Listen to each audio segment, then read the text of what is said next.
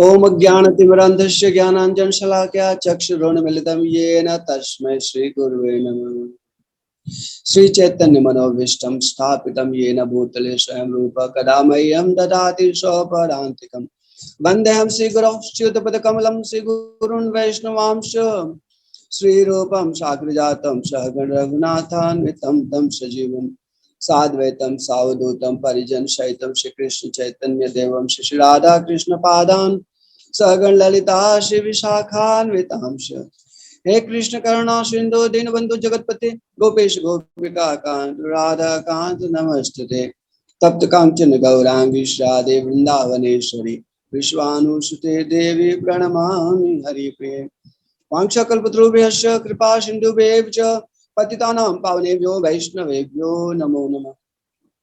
नमो विष्णुपादाय कृष्णपृष्ठाय भूतले श्रीमद् भक्ति वेदांत स्वामी निधि नामने नमस्ते सरस्वती देवी गौरवाणी प्रचारिणे निर्विशेष शून्यवादी पाश्चात्य देश धारिणे नमो महावदान्याय कृष्ण प्रेम प्रदायते कृष्णाय कृष्ण चैतन्य नामने गौरत्विषे नमः। जय श्री कृष्ण चैतन्य प्रभु नित्यानंद श्री अद्वैत गदाधर शिव गौर भक्त वृंद। हरे कृष्ण कृष्ण कृष्ण हरे हरे, हरे राम राम राम हरे हरे। हरे कृष्ण कृष्ण कृष्ण हरे हरे, हरे राम राम राम हरे हरे। हरे कृष्ण कृष्ण कृष्ण हरे हरे, हरे राम राम हरे हरे। ओम नमो भगवते वासुदेवाय।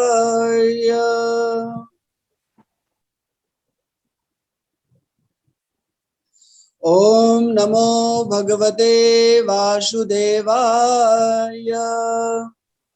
ओम नमो भगवते वासुदेवाय।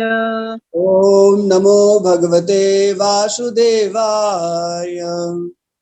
ओम नमो भगवते वासुदेवाय। नारायणं नमस्कृत्य नारायणं नमस्कृत्य नरं चैव नरोत्तमं नरं चैव नरोत्तमं देवीं सरस्वतीं व्यासं देवीं सरस्वतीं व्यासं ततो जयमुदीरये। ततो जयमुदीरयेत्। जय श्री राधे श्याम ललिता विशाखा कृष्ण राम नित्यानंद गौरांग नित्यानंद गौरांग नित्यानंद गौरांग। गौरांग। जय श्री राधे। तो बहुत शुभ पर्व है कि हम सब इस भक्ति के विज्ञान को, कृष्ण की कथा को सुनने के लिए सब साथ में बैठे हुए। कहाँ कहाँ से ठाकुर जी ने सबका संबंध कराया हुआ है, और इस मोबाइल के माध्यम से हम सब इस भगवत गीता की कथा को सुनने के लिए बैठे हैं। तो आप सब लोगों को बहुत बहुत बधाई और बहुत बहुत धन्यवाद कि आप सब ने इस समय पर विचार बनाया और ठाकुर जी ने संधि बना दी भगवत गीता मुझे कहने के लिए, आपको सुनने के लिए। मूल में ये बात को समझना चाहिए, हम सब सीख ही रहे हैं। हम सब भगवान का लीला कथा कह के अपने जन्म को सफल कर रहे हैं। तो जहां भी मौका मिल जाए वहां पे कह लेना चाहिए, जहां पे मौका मिल जाए वहां पे सुन लेना चाहिए। तो 4 कुमार हैं, सनक सनातन सनंदन सनत कुमार। चारों जन में से एक जन वक्ता बन जाते हैं, बाकी 3 जन श्रोता बन जाते हैं। बाद में उसमें से फिर कोई दूसरा वक्ता बन जाता है, बाकी 3 श्रोता बन जाते हैं। इस तरह से अपना समय व्यतीत करते हैं। मतलब जहां भी मौका मिले सुनने का वहां पर सुन लेना चाहिए, जहां भी मौका मिले वहां पर कह लेना चाहिए। क्योंकि इस भगवत गीता के ज्ञान को बांटने से बढ़ता है और भी अनुभूति और भी विज्ञान तत्व मिलता है। और ठाकुर जी कहते हैं 18वें अध्याय के अंत में, जो भी इस भगवत गीता के इस मर्म को, मेरे अर्जुन के बीच के संवाद को जो भक्तों के मध्य सुनाता है, उससे प्रिय मेरा और संसार में दूसरा कोई कभी नहीं है। तो ठाकुर जी की इसी कृपा को पाने के लिए एक प्रेरणा है कि आप सब लोगों के बीच में, जो ठाकुर जी ने मौका दिया है, आप सब लोगों के बीच में भगवत गीता का ज्ञान चर्चा किया जाए। और इस बीच में मुझे भी बहुत आशा है कि आप सब लोगों के प्रश्नों के माध्यम से मुझे भी और ढेर सारे चीजों को, रहस्यों को समझने का और सुलझाने का मौका मिलेगा। तो आप सब लोगों के साथ में इस भगवत गीता के इस प्रसंग को शुरुआत करते हैं। तो प्रभुपाद जी कहते हैं कि श्रीमद् भागवतम में कृष्ण कथा, 2 तरह की कृष्ण कथा है। एक तो कृष्ण के बारे में कथा, वह कृष्ण कथा है जो है श्रीमद् भागवतम, और दूसरा है कृष्ण कथा जो भगवान के कहे हुए शब्द हैं श्रीमद् भगवद गीता के, ये दोनों भी कृष्ण कथा है। तो जब भी हम कृष्ण कथा से जुड़ते हैं तो हम अपने परमात्म तत्व से जुड़ते हैं, तब हमारी आत्मा को खुराक मिलता है, और आत्मा को खुराक मिलने से इस संसारी कार्यक्रम भी और आध्यात्मिक कार्यक्रम भी, साधन भक्ति सब बड़े आराम से चलता है। और इस आत्मा को खुराक देना बंद कर देने पर, गीता और भागवत से संबंध तोड़ देने पर, और आदमी कितना भी मेहनत कर ले, कितना भी ऊंचाइयां छू ले, कहीं भी कुछ कर ले, लेकिन उसके आत्मा को चैन कभी नहीं मिल सकता। और जहां आत्मा को चैन नहीं है, वहां पर शरीर का सुख सुख न होकर के केवल शरीर का सुख एक आभास मात्र है। तो इसके लिए आत्मा को जब तक खुराक मिलना शुरुआत नहीं होता गीता भागवतम का, तब तक ना शरीर का खाली एक भ्रम में रहता है कि मैं सुखी हूं, मैं दुखी हूं, ना उसको असली दुख है ना उसको असली सुख है। वो दोनों भी उसके मन की कल्पना मात्र है। बेचारा कष्ट पाता रहता है और अपनी जिंदगी को बर्बाद कर देता है और कई 84 लाख योनियों में भटकता रहता है। तो हमको भगवान ने सुंदर सुनहरा मौका दिया हुआ आप सब नीचे भगवत गीता कहने का, सुनने का, तो हम इस समय का अच्छी तरह से सदुपयोग करेंगे और अपने जीवन को सफल बनाएंगे। तो अब आप सब लोगों से, इसके पहले कि मैं कुछ शुरुआत करूं, आप सब लोगों से मैं कुछ पूछ लेना चाहता हूं। जो लोग अपने विचार में, अपने मन में कुछ बातें बना करके रखे हैं, हमको ये ना है, इस चीज को पाना है, इस चीज की मेरी तलाश है, तो अगर किसी को मुझसे कहा है कुछ सुनने की, विशेष चीज कुछ सुनने की, समझने की, इस गीता के माध्यम से एक आध्यात्मिक एक तत्व को पाने की, तो मैं कुछ लोगों से कुछ फीडबैक लेकर के तब मैं आगे बढ़ना चाहूंगा। कुछ लोग कहना चाहेंगे तो कृपया अपनी बातों को जरा था शेयर करेंगे। बरसाने में बैठा हुआ हूँ राधा रानी की कृपा के क्षेत्र में। अच्छा, मैं कुछ पूछ रहा था कि किसी को कुछ ना अपनी विचारधाराओं को कुछ उनको रखना, कुछ मुझसे अपेक्षा क्या करते हैं, कुछ लोगों के बातों को मैं सुनना चाहूंगा, मुझसे क्या अपेक्षा करते हैं यहाँ पर।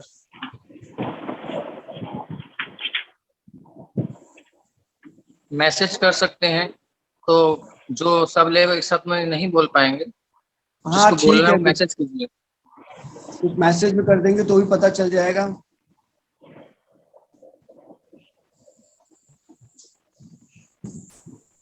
नहीं तो हम नाम बोलते हैं, उसमें से बोल सकता है कोई। नहीं, कुछ लोगों को जो उनको विशेष कुछ रहेगा, तो बाकी तो जनरल में तो हम सब लोग सीखने के लिए बैठे हैं, इसमें कोई दिक्कत हैंड नहीं। रेज कर सकते हैं, जिसको बोलना है उसमें से हम नाम लेंगे कि आप बोल सकते हैं पहले नंबर पे, दूसरे पे, ऐसे कर सकते हैं। हैंड रेज की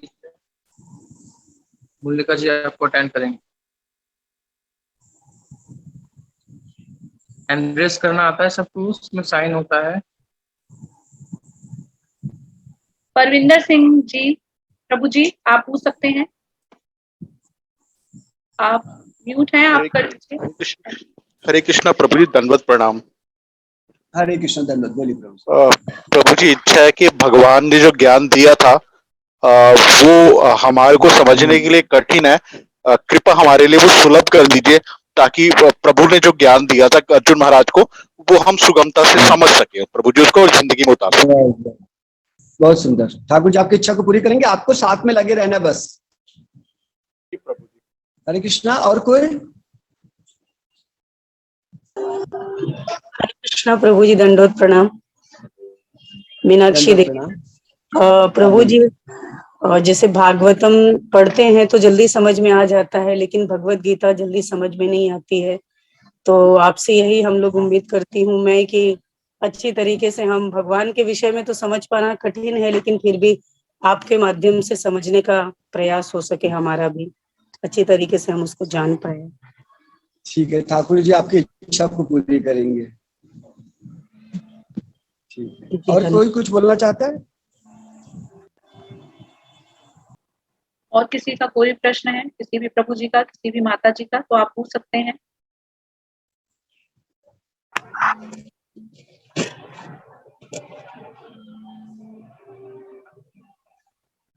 जी अभी तो कोई नहीं पूछ रहा, तो हम स्टार्ट करें फिर। अच्छा, इसके पहले हम आगे बढ़ते हैं, हम अपने पुराने कुछ स्टूडेंट से पूछना चाहते हैं। मेरा माता जी है।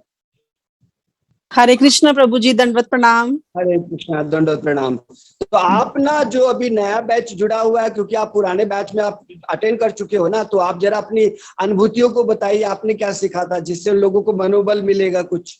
अब पूनम माता जी हैं और मुरलिका माता जी, वीणा वादनी माता जी, अगर कोई भी है तो कुछ एक दो लोग कुछ अपना दे देंगे बातों को, तो थोड़ा सा एक नया सीन थोड़ा हो जाएगा और लोगों को और मनोबल बढ़ जाएगा आगे बढ़ने के लिए। हरे कृष्ण प्रभु जी, हमें ये मतलब हमें तो ईश्वर की बहुत साक्षात कृपा है कि हमें भगवत गीता आपसे और रामानुज प्रभु जी से भागवतम ज्ञान हमें सीखने को मिल रहा है। इससे हमारे जीवन में एक नई उमंग आई है और हम जीना सीख रहे हैं प्रभु जी। और हम अपने बच्चों के सामने एक ऐसा उदाहरण पेश कर रहे हैं कि जो हम नहीं समझ पाए वो हमारे बच्चे सीखेंगे। और हमें ऐसी अनुभूतियां हुई हैं जिनको हम बयान नहीं कर सकते। भगवान साक्षात हमें भगवत गीता में नजर आते हैं प्रभु जी। और उसका महत्व तो जब हम आपसे सुना, आपसे सीखा हमें, तो उसका महत्व तो हमें बहुत पता चला कि हमें खजाना मिल गया है प्रभु जी। और हम चाहते हैं कि आपसे हर कोई सीखे, रामानुज प्रभु जी से हर कोई सीखे। हमारी यही तमन्ना है, जितना हमसे हो सकेगा प्रभु जी हम पूरी भरसक प्रयास करेंगे। आपके द्वारा कहे गए आदर्शों में, आपके मार्गदर्शन में, रामानुज प्रभु जी के मार्गदर्शन में हम सीखना चाहते हैं, हम करना चाहते हैं। तो हम सोचते हैं सभी ऐसे करें प्रभु जी। हरे कृष्णा। हरे कृष्ण, बहुत बहुत धन्यवाद। पूनम माता जी भी है। हरे कृष्णा प्रभु जी, सादर प्रणाम। हरे कृष्ण। मैं सबसे यही कहना चाहूंगी कि हम लोग इतने मैटेरियलिस्टिक वर्ल्ड में इतने ज्यादा हम लोग डूबे हुए हैं, जिसमें हमारे भी इतने विकार, कलमश, इतना अहम, इतने मन की भावना है कि शुद्धता प्राप्त नहीं हो पाती। कुछ भक्ति भी करते हैं लेकिन शुद्धता और जो सात्विक, जो सतोगुण की बात है ना, जो हम भक्ति में सुनते हैं, उसको हम आत्मसात नहीं कर पाते। और दूसरी बात यह है, करने की प्रयास भी करते हैं तो जो निरंतरता है ना, जो कंटिन्यूएशन प्रोसेस है, वो नहीं रह पाता। थोड़ा सा किया, फिर वो तो श्रद्धा उल्लास कम हो गया, फिर कभी कर लिया कभी नहीं। लेकिन जब हमें प्रभु जी ने, जैसा आपका प्रोसेस सबका शुरू है रामानुज प्रभु जी के द्वारा, उन्होंने हमें हरुचार दास प्रभु जी से मिलवाया और बात, पहले तो हमें लगा कि कैसा होगा, क्या होगा, लेकिन दूसरे तीसरे अध्याय के बाद जब प्रभु जी ने हमें समझाया तो ऐसा लगा कि जो अपने अंदर जितने भी नेगेटिव थॉट्स है ना, अपने आप को सुप्रीम समझने की, ये काम मैंने किया, मेरे बिना तो कुछ हो नहीं सकता। तो जब आप कवर पेज से भगवत गीता को पढ़ना शुरू करेंगे ना, उनके जो कृष्ण की जो जो लाइफ उन्होंने, अर्जुन ने अपनी, और जो पहला अध्याय प्रभु जी समझाएंगे, जब जो अर्जुन है वो युद्ध नहीं करना चाह रहे हैं, तो वो जो प्रॉब्लम है ना, कि जो हम प्रॉब्लम फेस करते हैं लाइफ में, हम एनकाउंटर नहीं करना चाहते फेसेस को, उसको फेस नहीं करना चाहते, हम एस्केपिस्ट बन के, अपॉर्चुनिस्ट बन के भागना चाहते हैं। लेकिन पहले अध्याय से आपको प्रभु जी ऐसे समझाएंगे कि आप सारे प्रॉब्लम, लाइफ की चैलेंजेस को, कहने का मतलब है you will get the solution of all the problems of this materialistic world through this Gita only। और प्रभु जी जो ऐसे शब्द, ऐसा ऑडियो जो उन्होंने हमें भेजा था, हमने तो ऑडियो से सुना था। You people are so lucky कि आप, प्रभु जी आपके सामने साक्षात है, आप 1-to-1 इंटरेक्ट कर सकते हैं, प्रॉब्लम सोल्व कर सकते हैं। हमने तो 2-2 घंटे की ऑडियो सुन के किया, तो हम अपने आप को इतने कृतार्थ और फॉर्चुनेट मानते हैं। आपको, मतलब मैं 100% कह सकती हूँ कि you will get the solution of your life problems you are facing now from the cover page of this, जो आपकी भगवत गीता के कवर पेज से 18वें अध्याय तक, 4-5वें अध्याय को आपको लगेगा कि मैं इसको छोड़ू नहीं, कि जिंदगी सच में क्या है। ये जो विकार, कलमश और जो बेकार की बातों में उलझे रहते हैं ना हम लोग, वो सब कुछ प्रभु जी ने इतना सरल बताया है। और जो आप कहानियां सुनेंगे इसमें, ऐसे दृष्टांत प्रभु जी ने वेदों के बारे में, कौन कौन सी संहिताएं पढ़ी है मुझे तो नाम भी नहीं पता, इतने अच्छे रीडर हैं वो, इतनी चीजों को सरलता से समझाते हैं श्लोकों को कि मुझे आज भी वो सारी कहानियां याद है। तो you all are blessed souls that you getting everything this spirituality और this course under him. Hare Krishna प्रभु जी, एक बार फिर आपको बहुत बहुत धन्यवाद। हरे कृष्णा। हरे कृष्ण, बहुत बहुत धन्यवाद माता जी। और भी कोई मुरलिका माता जी। हाँ जी प्रभु जी, दंडवत प्रणाम प्रभु जी। तो जैसे कि भगवत गीता जब तो हमने आप अभी पढ़नी, अपनी अनुभूति को जी प्रभु जी, जब भगवत गीता हमने पढ़नी स्टार्ट की थी तो एकमात्र हमने सोचा ये किताब है जो हम पढ़ने जा रहे हैं, लेकिन प्रभु जी ने हमें एहसास दिलाया ये सिर्फ भगवत गीता एक किताब नहीं है, ये संजीवनी बूटी है जो अपने अतरंग भावों को प्रकट करती है। जब प्रभु जी ये बोलते थे ना कि गीता जब आप पढ़ेंगे तो ये अपने अतरंग भावों को प्रकट करेगी, तो मुझे समझ नहीं आता था कि ये कैसे होगा, क्योंकि जब पहला अध्याय पढ़ा, दूसरा, लेकिन जब जैसे जैसे हम आगे बढ़ते गए तो प्रभु जी की ये बात बिल्कुल चरितार्थ बिल्कुल हुई कि सचमुच वो हमसे बातें करती हैं और वो हमारे अतरंग भावों को अपने प्रकट पूरा हमारे सामने कर देती हैं। जब हम भगवान के प्रति पूरा डिवोशन, जब पूरा गीता के प्रति आते हैं तो वो हमारा,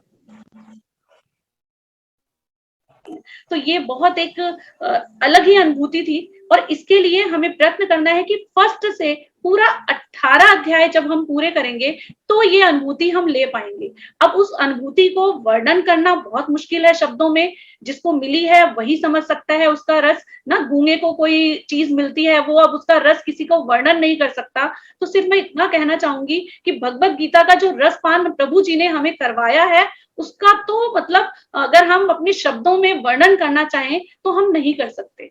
तो प्रभु जी का बहुत बहुत धन्यवाद है उनकी वाणी में, क्योंकि उनके संपर्क में आते ही एक एनर्जी आती है हमारे अंदर जो सानिध्य में आते ही प्रकट हो जाती है। वो एक भगवान की बहुत बड़ी कृपा है मिल रहा है।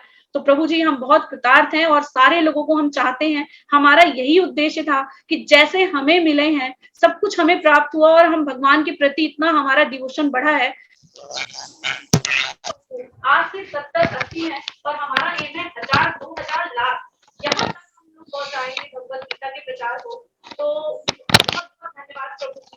और सभी से मैं उम्मीद करती हूँ कि 18 अध्याय तक जुड़े रहेंगे। 18 अध्याय नहीं करेंगे या दुनिया प्रकट नहीं होगी। अगर आप कुछ चाहते हैं डिफरेंट कुछ प्राप्त करना तो हमें 18 अध्याय तक जुड़ना ही पड़ेगा। ये आपकी इच्छा है, आप आधा अधूरा लेना चाहती हैं या पूरा प्राप्त। प्रभु जी बहुत बहुत धन्यवाद हमारे जीवन को इतना अच्छे लेवल पे ले जाने के लिए हमको। हरे कृष्ण। ये ऑडियो क्वालिटी एकदम सही है, सबको सुनाई दे रहा है?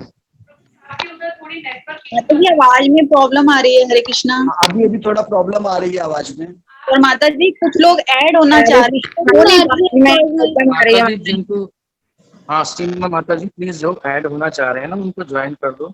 लेकिन ये कुछ प्रॉब्लम आ रही है ऐड होने में भी क्या? कि वो ना एक मोहित प्रभु जी है, एक देवयानी है, वो कोशिश कर रही हैं बट ऐड नहीं हो पा रहे। जयदेव प्रभु जी का भी मैसेज आया है, वो भी ऐड नहीं हो पा रहे हैं प्रभु जी। देखना माता जी क्या प्रॉब्लम है। उनको कह दीजिए बाई चांस आप ऐड नहीं हो पाते किसी कारणवश तो आपको वीडियो प्रोवाइड करा दिया जाएगा। फर्स्ट वीडियो को नेक्स्ट वीडियो में हम देखेंगे कुछ प्रॉब्लम है तो उसको सॉल्व करेंगे। तो भी हमको लिंक तो नहीं हो पा रहे हैं, उनको हम लिंक दे देंगे उसका वीडियो का।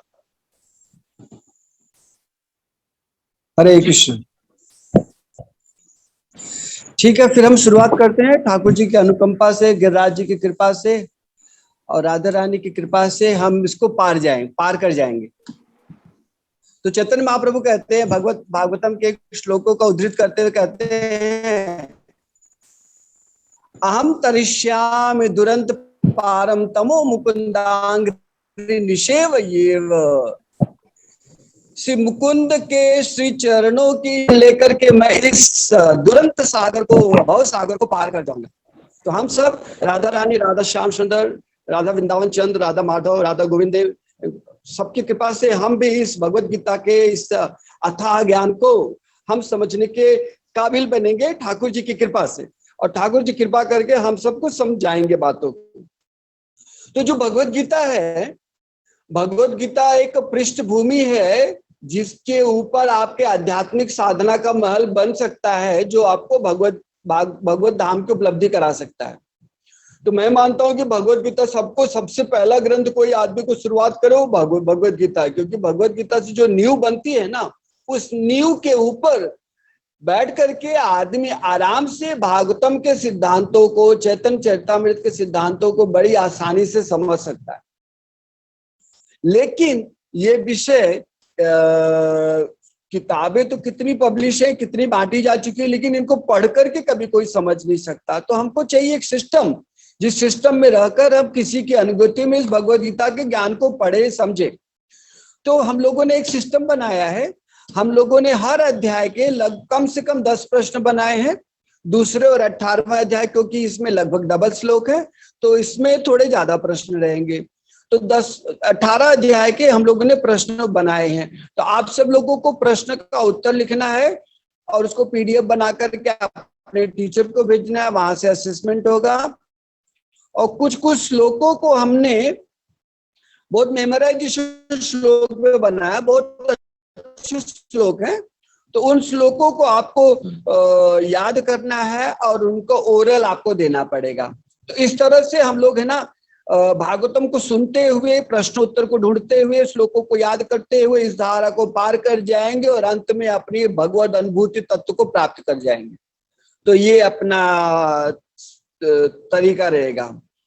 तो हम सब लोगों को अब भगवद गीता में क्या सुनना है, पहली बात हम लोगों को समझना है कि इसके पहले कि हम लोग जब पहले अध्याय पे पहुंचे, फिर दूसरे पे पहुंचे, फिर तीसरे पे पहुंचे, फिर चौथे में पहुंचे, इस श्रृंखला में क्या होता है, पहला अध्याय हमको समझ में आता है, दूसरे में पहुंचते हैं तो पहले अध्याय का सार भूल जाता है, और जब तीसरे में पहुंचते हैं तो दूसरा भूल जाता है, चौथे में पहुंचते हैं तो तीसरा भूल जाता है। इस तरह से भूलते भूलते भूलते 18वें अध्याय तक पहुंच के बोलते हैं हमारे ग्रेजुएशन हो गया।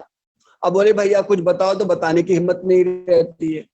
तो हम लोगों को क्या करना है, हम लोगों को भागवतम को पूर्ण समग्र रूप से स्वीकार करना है। तो आज हम भागवत गीता को, इस भागवत गीता को आज हम पूर्ण इसके एक मतलब कि क्या बोलते हैं, जैसे कि भागवत गीता का तत्व निर्णय, जो भागवत गीता का जो तत्व विज्ञान है, जो तत्व निर्णय दिया गया है, उस तत्व का निर्णय का चर्चा करेंगे। और इस बार को हम कई बार कई जगह पे अपना हम इसको बार बार दोहराते रहेंगे। इस तरह से कभी हम भूलेंगे नहीं कि भागवतम में मूल किन तत्वों का चर्चा हुआ है। और हम जिन जिन श्लोकों पर पहुंचेंगे वहां पे हम देखेंगे कि जो हम लोगों ने तत्वों का चर्चा किया हुआ, उसमें से किन किन तत्वों का चर्चा यहाँ पे प्रकट हो रहा है। और आप सबकी जानकारी के लिए बता देता हूं कि प्रभुपाद जी ने भगवद गीता के इस भूमिका में उन सारे तत्वों का चर्चा किया हुआ है। तो वो जो 5 तत्व हैं भगवद गीता के सिद्धांत, 5 तत्व हैं, उनका चर्चा प्रभुपाद जी ने भूमिका में कर दिया हुआ है। तो मैं चाहूंगा कि आप सब लोग आज के इस क्लास को सुनने के बाद आप सब लोग प्रभुपाद जी के किताब को लेकर के, भगवद गीता का यथारूप को लेकर के आप उसमें से भूमिका जो दिया गया है उसको आप पढ़ेंगे। तो हम देखते हैं कि फिर भगवद गीता में कौन से 5 तत्वों का चर्चा हुआ है और उन तत्वों की महिमा क्या है, महत्ता क्या है हमारे जीवन में, और कैसे हम सबको वो हमारे सारे परेशानियों का हमको सॉल्यूशन देने वाले हैं, और किस तरह से हमको भगवत अनुभूति कराने वाले हैं और भगवत धाम की प्राप्ति कराने वाले हैं।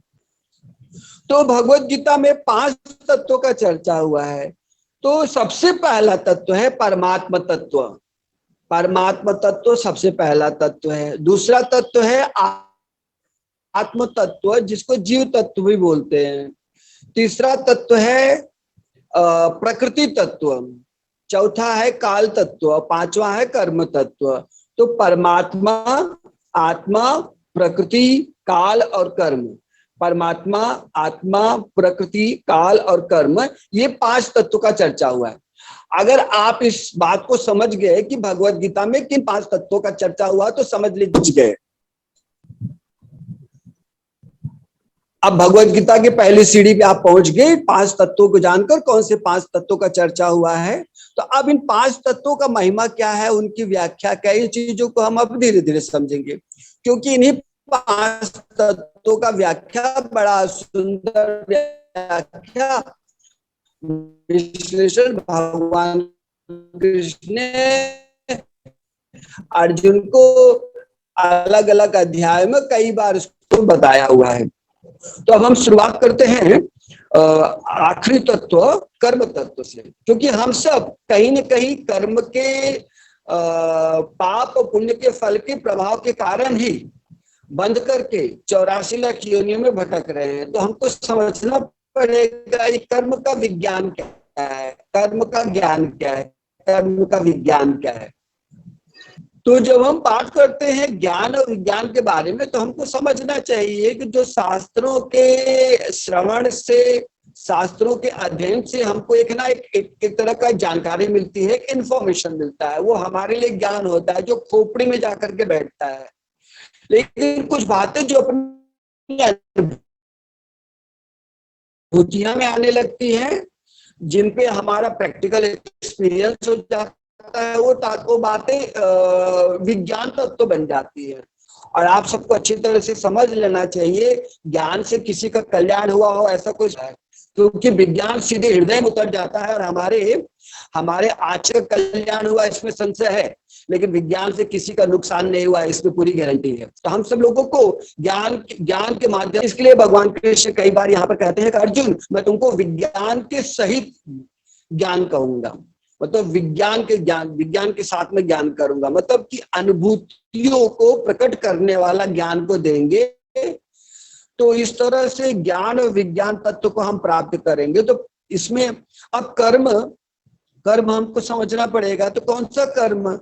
हम सब जानते हैं कि कर्म जो है वो है पाप कर्म, पुण्य कर्म।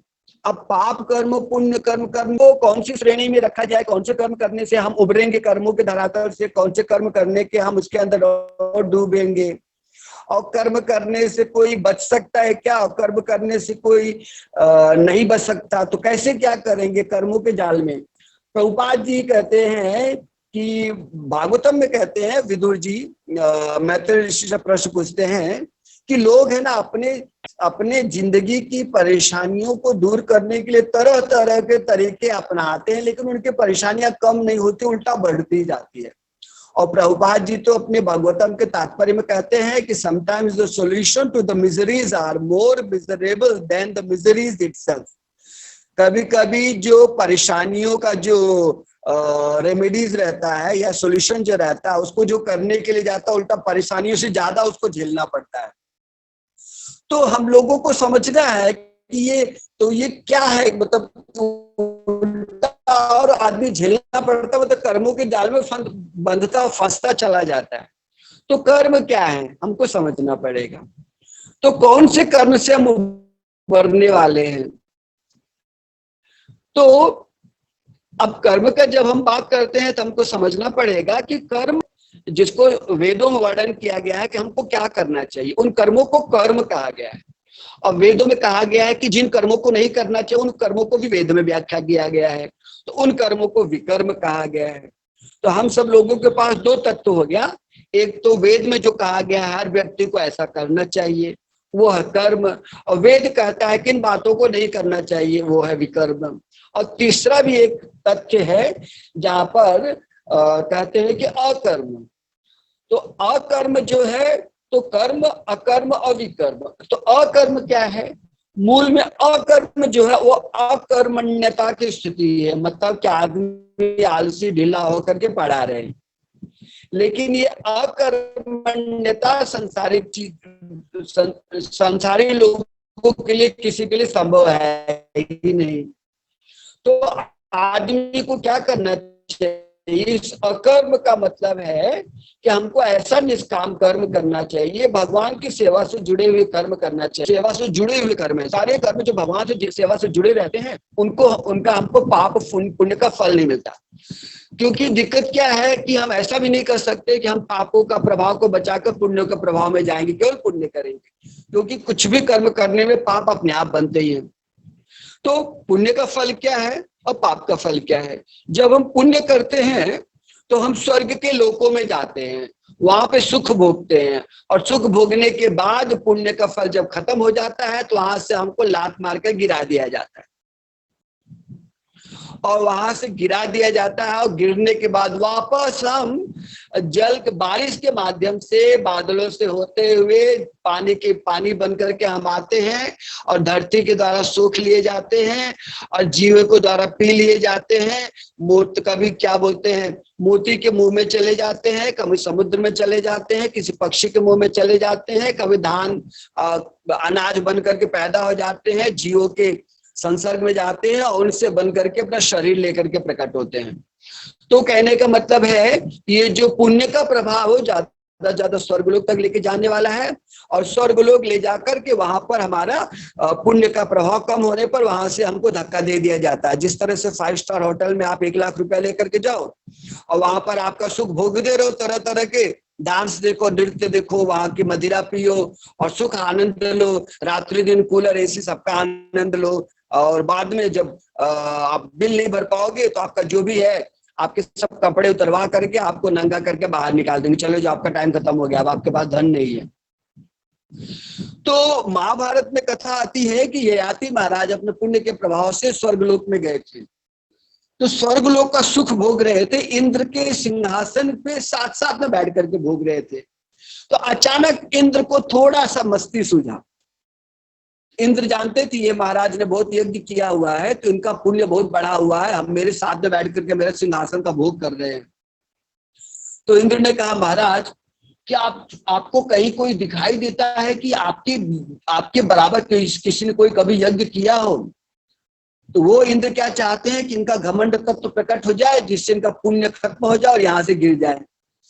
तो उन्होंने दूर तक देखा सुख भोगते हुए, उन्होंने कहा कि नहीं, मुझे दूर दूर तक ऐसा कोई नहीं दिखाई देता जो मेरे बराबर यज्ञ का पुण्य जिसने जमा किया हो। इतना बोलने मात्र से उनके शरीर का सारा तेज खत्म हो गया और वो औंधे मुंह जमीन पर गिरने लगे।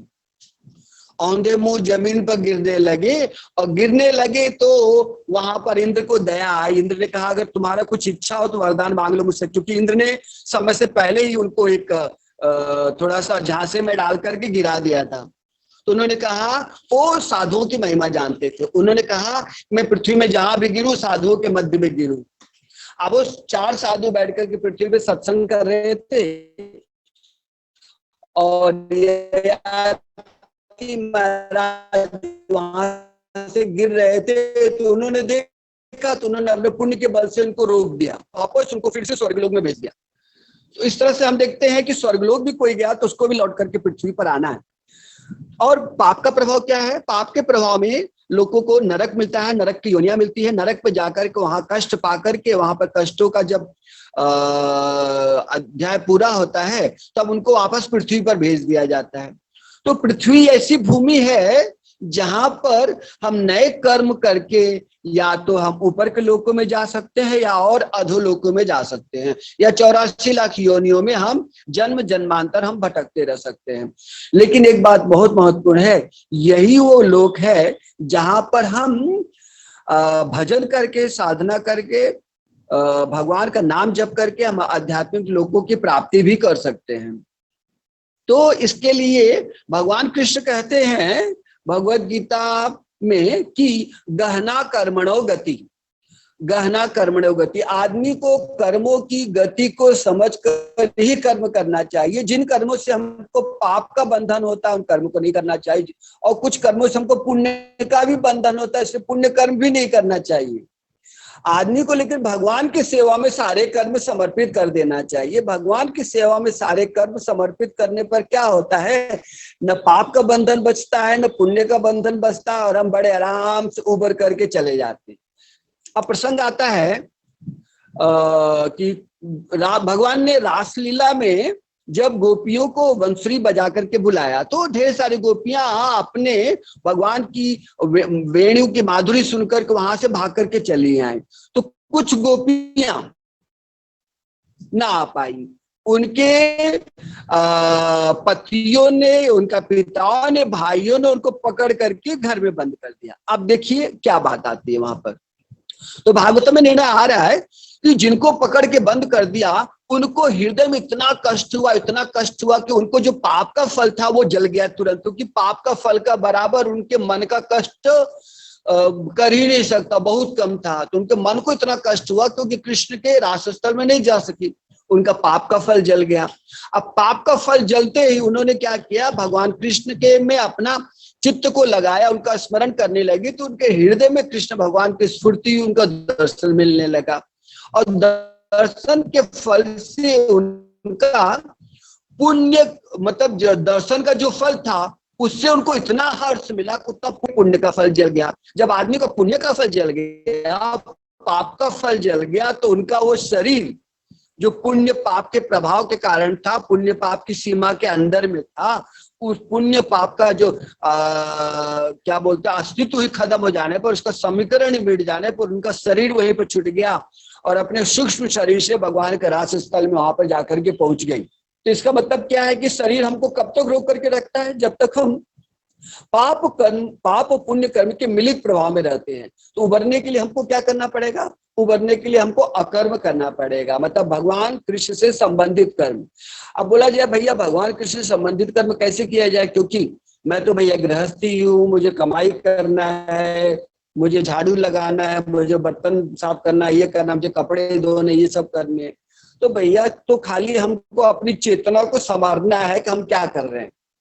हमको खाली इतना समझना है कि हमारा कोई परिवार है नहीं, भगवान कृष्ण का सब परिवार है। जब भगवान कृष्ण के सब लोग हैं, भगवान कृष्ण का जमीन है, भगवान कृष्ण की सारी दी हुई चीजें हैं, तो हम भगवान कृष्ण की चीजों को भगवान कृष्ण को समर्पित करके भगवान के जनों को सौंप रहे हैं। और भगवान के जनों को पालन पोषण करने के लिए कमाई करने जा रहे हैं, खेती कर रहे हैं, हल चला रहे हैं, नौकरी कर रहे हैं, देश विदेश घूम रहे हैं। तो मूल में खाली हमको चेतना को एक दिशा दे देना, तो हमारा हर पल हर क्षण हमारा भक्ति कर्म है, हमारा अकर्म है, हमारा निष्काम कर्म है। एक बात को अच्छी तरह से समझना चाहिए कि जब इस तरह से हमारा कर्मों की चेतना हो जाती है, मतलब सारे कर्म कृष्ण को समर्पित करते हुए, तब हमारा सोना भी भक्ति, हमारा जागना भी भक्ति, हमारा नहाना भी भक्ति, झाड़ू मारना भी भक्ति, और ठाकुर जी की सेवा में भोग बनाया, उनको अर्पित किया, प्रसाद लोगों को बांटा, तो सब तरह से भक्ति हो जाती है।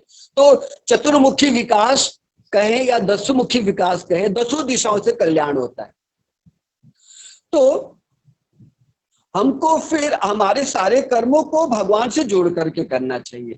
अब प्रश्न क्या उठता है कि ये हम इस धरातल से, इस भौतिक धरातल से हम कैसे कब अनुभूति करेंगे कि हम उठ रहे हैं, हम आध्यात्मिक धरातल पे आ रहे हैं। तो उठने का तरीका क्या है कि हम जब चीजों को न जान करके जब हम कर्म करते हैं, तब ऐसा होता है कोई एक बाल्टी पानी लेकर के आया और खुले खेत में बहा करके चला गया, कुछ फायदा नहीं हुआ खुले खेत में, कहीं वो थोड़ा 2 मिनट में जमीन थोड़ी सी सूख लेगी, बस कुछ फायदा नहीं हुआ। इस तरह से वो 10 बाल्टी भी डाले तो भी कुछ मिलने वाला नहीं है, 100 बाल्टी 1000 बाल्टी कितना डालेगा, कुछ पता चलेगा। तो आदमी को क्या करना चाहिए, एक छोटा सा बाउंड्री बना करके उसके अंदर 1 गिलास पानी डाले, 1 बाल्टी पानी डाले, उसको पता चलता है देखो हाँ अभी उसमें लेवल आ रहा है, ये ओवरफ्लो आ रहा है, ये पानी बह करके जा रहा है। तो क्या होता है, जब अपने चारों तरफ हम एक बाउंड्री लगा देता है, मुझे ये कर्म को करना है, ये कर्म को नहीं करना है, पाप पुण्य के चक्कर मुझे नहीं फंसना है, और नियम का हमको पालन करना है। जो प्रभुपाद जी ने 4 नियम दिए हैं हमको, 4 नियम जो दिए प्रभुपाद जी ने हमको, मदिरा और मादक द्रव्यों का सेवन नहीं करना है, मांस नहीं खाना है, जुआ सट्टा लॉटरी नहीं खेलना है, व्यभिचार में नहीं जाना है। जब इस तरह से एक नियम का पालन करते हैं तो हम कहीं न कहीं अपने चारों तरफ एक बाउंड्री लगा देते हैं। उस बाउंड्री में रह करके जब हम थोड़ा सा भी जब साधना करते हैं, वो फलीभूत होता है और हमको लगता है कि हम ऊपर उठ रहे हैं, हमको आध्यात्मिक चेतना में आ रहे हैं। तो बहुत जरूरी है कि हम भगवान की भक्ति से जुड़ करके एक निष्काम कर्म करें, क्योंकि जब हम लोगों की प्रसन्नता के लिए, भगवान की प्रसन्नता के लिए जब कर्म करते हैं, तब हमको हमारा विकास चालू होता दिखाई देता है। एक्चुअली मैं भगवान के धाम चला जाऊं, भगवान की मैं सेवा पा जाऊं, इसको कामना वासना नहीं कहते। असली में हर व्यक्ति के पास यही कामना वासना होना चाहिए, मुझे भगवान का धाम मिले, भगवान की सेवा मिले, भगवान के भक्तों की सेवा मिले, मैं निरंतर जब करता रहूं। ये इसको कामना वासना नहीं कहते। कामना वासना कहते हैं कि मैं इस पोस्ट का भोग करना चाहता हूं, इस स्त्री का, इस प्रॉपर्टी का, ये अपना बिजनेस व्यापार का, ये सब, ये जो भौतिक कामना है इनको भोग कहते हैं, क्योंकि यही आदमी के जीवन को उसकी एनर्जी को, भौतिक एनर्जी को पूरा खींच करके बहा देती है, उसको आध्यात्मिक लोगों की प्राप्ति में नहीं जाने देती। तो कर्मों को, इस तरह के विज्ञान को हम समझ करके जब निष्काम कर्म करेंगे ना, भगवान की प्रसन्नता के लिए कर्म, भक्ति से अपना उद्धार करने के लिए कर्म, सारे जीवों के अंदर में परमात्मा का दर्शन करते हुए कर्म, इस तरह से जब हम कर्म करेंगे तो कर्मों के धरातल से हम ऊपर उठते हैं। न हम पुण्य कर्म में फंसते हैं, न पाप कर्म में फंसते हैं। और जो पुण्य पाप से बंधन से हम बच जाते हैं तब ऊपर उठते हैं। तो रामचरितमानस में भी कहा गया है, जो पाप पुण्य की छोड़े आशा तो पहुंचे रघुनंदन पासा। तो हमको इस पाप पुण्य के धरातल से ऊपर उठना है। तो शुरू में हमको बचाना है, ये पाप न करूं, ये पुण्य से भी बच जाऊं, लेकिन भगवान की सेवा करता रहूं। तो पाप पुण्यों की दोनों की अभिलाषा छोड़ देना चाहिए। न पाप से क्रोध और न पुण्य से बहुत ज्यादा प्रेम रहे, केवल भक्ति रहे और भक्ति के साधनों का अपने जीवन में पालन रहे। इस तरह से करते हुए जब चलते हैं तो कर्मों के विधान से हम बच जाते हैं। तो जब हम पुण्य पाप करते हैं मिला जुला फल, तो उसका दो प्रभाव बनता है, एक तो प्रारब्ध होता है, एक अप्रारब्ध। तो प्रारब्ध जो होता है मतलब कि जिन पाप कर्मों पुण्य कर्मों के फल के प्रभाव को हम अपने जीवन में घटा करके लेकर के आके परिस्थितियों का भोग कर रहे हैं, अच्छी परिस्थितियों का या बुरी परिस्थितियों का, अच्छे स्वास्थ्य का या बुरे स्वास्थ्य का, अच्छे मैरिज का या बुरे मैरिज का, अच्छे बच्चों का या बुरे बच्चों का, जो ये संगम सब पा रहे मिली जुली परिस्थितियों का जो भोग कर रहे हैं, ये जो भोग कहलाता है, ये सब है प्रारब्ध कर्म। और दूसरा एक है अप्रारब्ध, मतलब जिन पुण्य कर्म या पाप कर्मों के फल अभी जिंदगी में अपने जीवन में उभर कर आए नहीं, लेकिन उन्होंने लाइन में पड़े हुए, कभी भी किसी क्षण वो प्रकट हो सकते हैं, इस जन्म में, अगले जन्म में, पता नहीं और कितने जन्मों में, वो है अप्रारब्ध कर्म।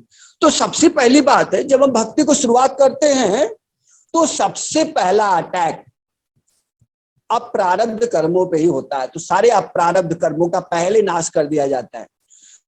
तो यहां तक वाणी की गई है शास्त्रों में कि एक आदमी अपने जिंदगी में उतना पाप कर्म कर नहीं सकता जितना भगवान का एक नाम लाखों पापों के पहाड़ों का भी एक नाम वज्र की तरह सारे पापों के पहाड़ों को ध्वस्त कर सकता है। तो एक ही नाम आदमी के सारे पापों के पहाड़ों को ध्वस्त कर सकता है। तब प्रसंग उठता है, जब एक ही नाम सारे पापों के पहाड़ों को ध्वस्त कर सकता है, तब लोग है ना कितना नाम भर रटते रहते लोगों को कल्याण क्यों नहीं होता। तो परेशानी ये आती है, भैया पाप का पहाड़ तो ध्वस्त हो जाते जो पिछले किए हुए, लेकिन पाप की वृत्ति इतना जल्दी एक दिन में बदलती नहीं है। पाप की वृत्ति एक दिन में बदलती नहीं है। तो कहते हैं कि अगर कोई कभी कभी कुछ चोर भी ना साधु महात्मा बन जाते हैं, लेकिन उनकी वृत्ति ऐसी बनी रहती है, उधर भी जाकर के उनको कुछ ना आदतें बनी रहती है। तो उधर भी जाकर के भरभंडाचार जैसे कुछ मतलब कुछ ऐसा करते हैं, इधर का बोलते हैं, इधर का लोटा उधर घुमा दिया, उधर का ये सूट का इधर घुमा दिया। तो कहने का मतलब वृत्तियां सुधरती नहीं है। इन वृत्तियों को दिशा देने के लिए हमको एक अवकाश, अच्छा खासा अवकाश लग जाता है।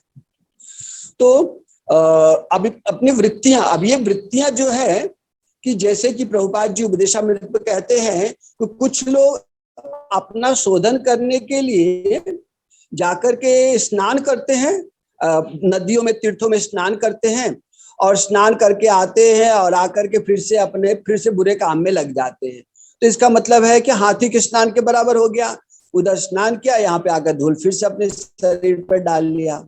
तो कहते हैं कि कुछ लोग क्रिश्चियन मिशनरीज में ये लोग क्या करते हैं, अपना सैटरडे संडे जाते हैं और जाकर के अपने सारे पापों के लिए क्षमा मांग लेते हैं और आकर के फिर से पाप करना चालू करते हैं।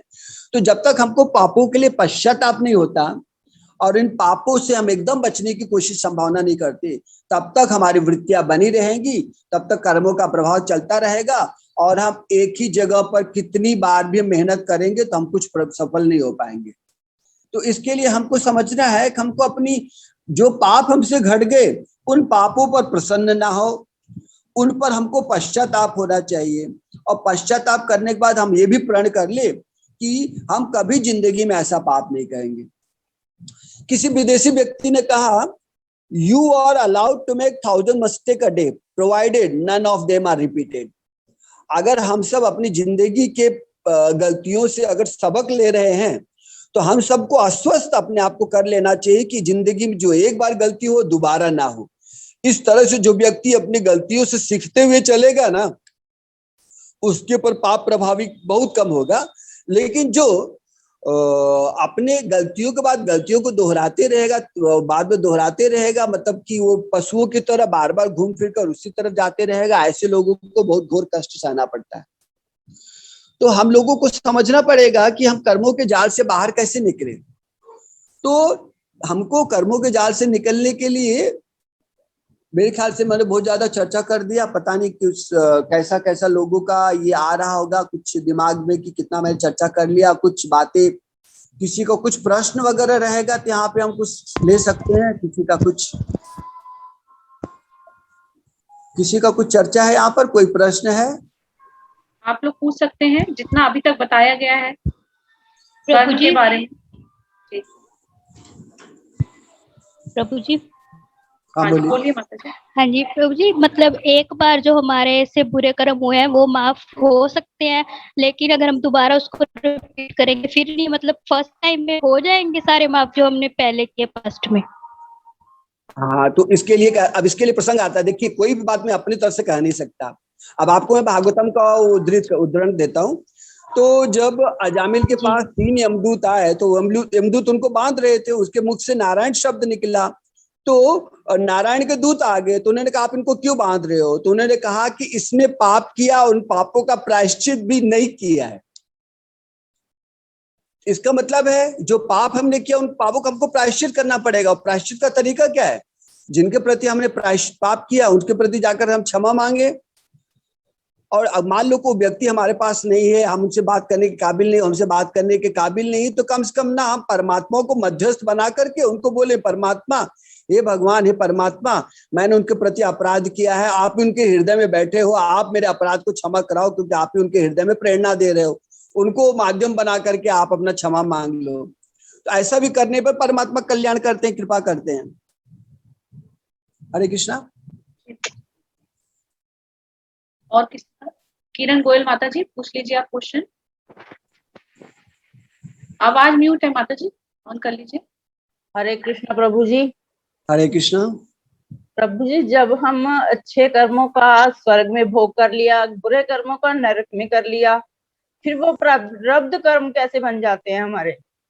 हाँ, अब ये बात बहुत महत्वपूर्ण आपने पूछा। देखिए क्या होता है कि हमारे इतने पाप है ना और इतने पुण्य हमारे हो जाते हैं कि सारे पुण्यों का भोग हम स्वर्ग में नहीं कर पाते और सारे पापों का भोग भी नरक में भी नहीं कर पाते, क्योंकि कुछ एक हाई क्वालिटी पाप रहते हैं और हाई क्वालिटी पुण्य रहते हैं। तो हाई क्वालिटी पाप नरक में मिलते हैं और हाई क्वालिटी पुण्य स्वर्ग में मिलते हैं, और बाकी जो लो क्वालिटी पाप और लो क्वालिटी पुण्य है वो इस पृथ्वी पे मिला जुला असर मिलता है। तो इसके लिए हम लोगों को वहां पर दोनों जगहों पर घूम के आने के बाद भी पृथ्वी पर आना पड़ता है। जी प्रभु जी। तो मिला जुला एक असर रहता है। तो वहां पे केवल हाई क्वालिटी पाप और नरक में, और स्वर्ग में केवल हाई क्वालिटी पुण्य। जो प्रभु जी आज हम कर रहे हैं इसका अगले जन्म में होगा या आज ही मिल जाता है? अब हमारा जो पाप पुण्य है ना, अभी देखिए, अभी इस जन्म में भी मिल सकता है और अगले जन्म में भी मिल सकता है। जैसे कि इस जन्म में एक बालक था, वो बालक ने अपने दादाजी का अपराध कर दिया, अपने दादाजी को बात नहीं मानता था, दादाजी को मतलब मारा पीटा उसने। तो दादाजी को उसने मारा पीटा, अब दिक्कत ये बनेगा उसके भी शादी होगी, उसके भी बच्चे होंगे, वो भी दादा बनेगा, तो अपने नाती से यही बात पाएगा वो। लेकिन अब मान लो कि दादा ने अपने छोटे बच्चे के साथ, नाती के साथ में व्यभिचार किया, उनके साथ में गलत व्यवहार कर रहा है, तो उसके लिए तो उसको इस जन्म में तो पूरा हो नहीं पाएगा, तो अगला जन्म लेकर के आना पड़ेगा। ठीक है। अब देखिए बात आती है कि धृतराष्ट्र ने कहा कृष्ण से, गोविंद, मैं मेरे 100 जन्मों को देखता हूं, मुझे मेरा कोई कर्म पाप का नजर नहीं आता जिसके कारण मेरे 100 पुत्र मारे गए। तो भगवान गोविंद ने कहा तुम 100 जन्म के ठीक पहले वाला एक जन्म देखो जिसमें तुमने 100 हंस के बच्चों को अपने आंखों के उपचार करने के लिए मारा था, और ये 100 हंस के बच्चे ही एक एक जन्म के एक एक बच्चे आपको 100 वंश में 100 वर्षों तक आप बिना पुत्र के रहे, और एक साथ वो सारे बच्चे मिलकर के आपको इस धरा पे आए, और आपके आंखों का परेशानी अभी भी है और आपके सामने मारे गए। तो कहने का मतलब है कि कितने जन्मों का कैसा क्या कौन सा ऋण ये चलेगा ना, हम जान नहीं सकते इस बात को। ये सारी श्रृंखला को, ये जो श्रृंखला है ना पाप कर्मों की श्रृंखला को तोड़ने का एक ही तरीका है, और वो तरीका है भक्ति। तो कोई अगर पश्चाताप करना चाहे, अपने सारे पापों का पश्चाताप, हे भगवान मैं सारे पापों का पश्चाताप करता हूँ, तो पश्चाताप करने का एक ही तरीका है, भगवान कृष्ण का भक्ति, नाम जप। ये नाम जप ही सारे पापों का, मतलब पापों के पहाड़ों को तोड़ने वाला, नष्ट करने वाला है। तो ये सब पापों के फल से, पापों की सारी श्रृंखला को 100 साल पहले, 100 जन्मों पहले, 1000 जन्म पहले जितने भी पाप हुए, जो भी इंतजार कर रहे हैं कि इस जन्म में मौका मिलेगा तब हम देंगे, वो सारे पापों के पहाड़ का ध्वंस हो जाता है, सारे अपराध कर्मों का नाश हो जाता है। ये कर्मों का देखिए, अब भगवत गीता का क्या शब्द है, भगवत गीता में भगवान कह रहे हैं गहना कर्मणो गति, मतलब कर्मों की गति को समझना और समझाना बहुत जटिल है। गहना मतलब बहुत गहन है, बहुत जटिल प्रक्रिया है इन चीजों को समझाना। कितने जन्म के, कौन से जन्म के कर्मों के प्रभाव से ना हम जाकर के इस धरातल पे, इस भूमि पर, इस जन्म में ऐसे हम आए हुए करके। और ढेर सारी कथाएं हैं शास्त्रों में, चर्चा करने जाएंगे तो बड़ा समझ जाएगा, लेकिन पता चलता है उनके 3-3, 4-4 जन्मों का चरित्र है। अब भरत महाराज को ले लीजिए, भरत महाराज राजा थे, तपस्या करने आए, हिरण में उनका ये आसक्ति हो गई तो अगले जन्म हिरण बन गए। फिर उन्होंने अगले जन्म हिरण बनकर उनको अनुभूति हुई, पश्चाताप हुआ, तो फिर से अगले जन्म में ब्राह्मण बन गए। अब ब्राह्मण के जन्म में उन्होंने मूक बन करके एकदम अपने आप को मूर्ख बना करके दिखाना चालू कर दिया। तब उनका राजा रहुगण के साथ में संवाद हुआ, उनका कल्याण किया और अपना भी कल्याण कर भगवत धाम चले गए। तो 3 जन्म का तो सीधा सीधा हमको यहाँ पर मिल रहा है। ऐसे कई कथाएं हैं, तो कई जन्मों के कर्मों के फल के प्रभाव दिखाई देता है। अब ये सब भागवतम का लीला है, तो सोचिए 3 जन्म का प्रभाव, 4 जन्म का कर्म का प्रभाव पता चल रहा है। हम अपना तो जान ही नहीं सकते कि हम कितने कर्मों के जन्मों के फल का प्रभाव हम भुगत रहे हैं। हरे कृष्णा। हरे कृष्णा। नीति माता जी आप पूछ लीजिए। परमिंदर सिंह प्रभु जी आप पूछ लीजिए। महाराज जी हरे कृष्णा। महाराज जी मैं 16 माला रेगुलर तो नहीं कर पाता, लेकिन प्रयत्न करता हूँ करने का। लेकिन प्रभु जी जितनी माला करता रहता हूँ ना प्रभु जी, जिंदगी में कष्ट भी उतने ही आते जाते हैं। मेरे जो मित्र हैं वो कुछ नहीं करते हैं, लेकिन उनकी जिंदगी स्मूथ चलती है। मेरी जिंदगी तो प्रभु जी ग्राफ की तरह, ईसीजी ग्राफ की तरह बहुत ऊपर नीचे चलती है। तो प्रभु जी ये कैसे है मतलब? अच्छा तो सुन लीजिए, देखिए पूरा सब सारे सिद्धांत है सब। अभी क्या होता है, इसका व्याख्या देते हैं ना हम यूट्यूब से। यूट्यूब आप जानते हैं, यूट्यूब देखते हैं आपने, यू के जैसा एक ट्यूब रहता है। हाँ जी प्रभु जी। तो उसमें ना हमारे पाप कर्मों का मिलित प्रभाव रहता है। और क्या होता है, जब हम भक्ति करना चालू कर देते हैं ना, तो भक्ति करना चालू कर देते हैं तो अभी हम क्या बोलते हैं, दाएं से डाल रहे हैं बाएं से निकल रहा है ना। तो हम वहां से भक्ति करना चालू कर देते हैं तो अपने जितने भी मिश्रित प्रभाव सारे आने लगते हैं, जल्दी जल्दी आने लगते हैं, क्योंकि अब वो सारे शुभता को प्रकट करना है ना, शुभता को, तो सारे अशुभों का नाश होकर के शुभ को प्रकट हो सकता है। अब भगवान का जब जन्म होने वाला रहता है ना, तो ग्रह नक्षत्र तारे सारे अशुभता छोड़ करके शुभ बनने लगते हैं, है ना। और परिस्थिति अनुकूल हो जाती है, गर्मियां शांत हो जाती है, फूल खिलने लगते हैं, सारी अनुकूलता को प्रकट करके भगवान प्रकट होते हैं। तो अब क्या है, दूसरी बात क्या है, जब हम भक्ति करते हैं तो हमारे सारे 84 लाख योनियों का सारा विधान खत्म होता है, सारे लोगों का हमारा भ्रमण खत्म होता है, अपराध कर्म का सबका नाश होता है और हमारा ये आखिरी जन्म हो जाता है। अब भाई आपको पता चले कि आप विदेश में काम कर रहे हो, अमेरिका में आप बसे हो, आपको बोला गया 3 दिन में भाई आपको रूम खाली करना, परमानेंटली आपको स्टैंप लगा, दोबारा आप कभी आ नहीं सकते। आप कभी कभी काम कर रहे हो, बोल रहे हो कि भैया आपका 10 साल का काम हो गया, आप 1 महीने के लिए मुंबई जाकर के आ जाओ, गांव जाकर के आ जाओ, घूम टहल के आओगे, थोड़ा एक बैग सामान लेकर आओगे, घूम टहल कर वापस चले जाओगे, तो उतना मेहनत नहीं रहता। लेकिन जब मालूम पड़े भैया आपको पूरा परिवार के साथ में, पूरे सामान के साथ में परमानेंट आपको विदाई वापस लौट करके आना नहीं है, तो सोचिए आप कितना बर्डन लेके, पहली बात तो कितना अपने सारे रेंट, टैक्सेस और क्लियरेंस, गवर्नमेंट इश्यूज, कितना स्टैम्प सब करा करके तब आप वहां से निकलते हो और प्रणाम करके आते हो कि भैया दोबारा अब आना नहीं है, परमानेंटली रिटर्न वापसी है। तो आप सोचिए कि कितना इश्यूज हमको हैंडल करना पड़ता है जब परमानेंट के लिए हम जगह बदलते हैं। तो ये जब पृथ्वी पे जो आकर कोई भक्ति करने लगता है तो उसका परमानेंट मतलब यहाँ का खाता क्लोज करना रहता है। क्योंकि उसका फाइल यमराज के पास से निकल के भगवान के पास चली जाती है। भगवान को फर्स्ट क्लियरेंस करना कीजिए, एक दिन का एक समय लेकर के, शायद एकादशी के दिन में आप ना एक जगह पर बैठ करके 64 माला का जप कर लीजिए। अब क्या भागवतम में एक विधान आता है, भागवतम में कहते हैं अकाम सर्व कामो मोक्ष कामो उदाहरति तीव्रेण भक्ति योगेन यजेत पुरुषम परम। दिक्कत क्या आती है हम सब लोगों को, हम जब भक्ति चालू करते हैं तो आधे मूड से आधे भाव से भक्ति करते हैं। आधे मूड से आधे भाव से करते हैं तो क्या करते हैं, 2 माला कर लिया, अगले दिन 4 माला कर लिया, परसों 8 माला कर लिया, तीसरे दिन फिर से 2 माला पे आ गए। तो क्या करते हैं हम लोग, 2 कदम आगे जाते, 1 कदम पीछे आते, फिर 4 कदम आगे जाते, 3 कदम पीछे आते हैं। तो क्या होता है ना कि भगवान भी देखते भैया मार्जिन कब क्रॉस कर रहा है, उसको देखते हैं कि अब भैया 16 पे आया, फिर से 8 पे आ गया, अब 12 पे आ रहा, अब 10 पे आ गया। तो जब देखते हैं एक अच्छा खासा एक ना बॉर्डर लाइन क्रॉस करके चला जो है ना, तब वो अपनी परेशानियों को भेजना चालू कर देते हैं, क्योंकि उसको अकाउंट क्लियर करना है। अब उसको इस पार ले लेना है, इस पार। तो इसके लिए आपको लगेगा कि भाई मैं तो 10 माला भी करता हूँ, कभी 15 भी हो जाता है, लेकिन ये मैं कष्ट पा रहा हूँ। देखो कोई माला 1 माला भी जप नहीं करते, बड़ा सुखी है, इनका परिवार फल फूल रहा है, इनका बिजनेस पनप रहा है, करोड़ों में खेल रहे हैं। हरे कृष्णा। हरे कृष्णा महाराज जी, हरे कृष्णा। आपको मैं एक समस्या का एक रेमेडी देता हूँ। आप एक दिन बैठ करके 64 माला कर लीजिए और आप देखेंगे कि आपका जो जीवन में ये जो बहुत उतार चढ़ाव आ रहा है, एकदम बहुत कुछ एक स्टेबिलिटी में आ जाएगा, क्योंकि ढेर सारी चीजों का आपको जल्दी से क्लियरेंस मिल जाएगा आपको। और जितना ज्यादा आप एक कभी कभी छुट्टी लेकर के एकादशी का व्रत बना लीजिए 64 का या 32 का, और आपका बाकी हर दिन का 16 का बना लीजिए, फिर देखिए किस तरह से इस धारा से छूटने के बाद ना तब पता चलेगा आपके जो ये लोग हैं ना, सगे संबंधी लोग जो बोल रहे हैं देखा माला करता है, पाखंड करता है, उससे बढ़िया तेरे से बढ़िया तो हम ही है, आपको पता चलेगा, तब उनको लगेगा नहीं भैया हमसे बहुत बढ़िया ये है।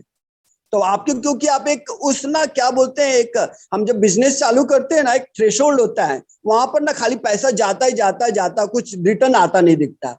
बाद में एक ऐसा पॉइंट आता है जहां पे इनकम और आउटकम सब बराबर हो जाता है, उसके ऊपर स्थिति आती है जब हमारा असली प्रॉफिट दिखना चालू होता है।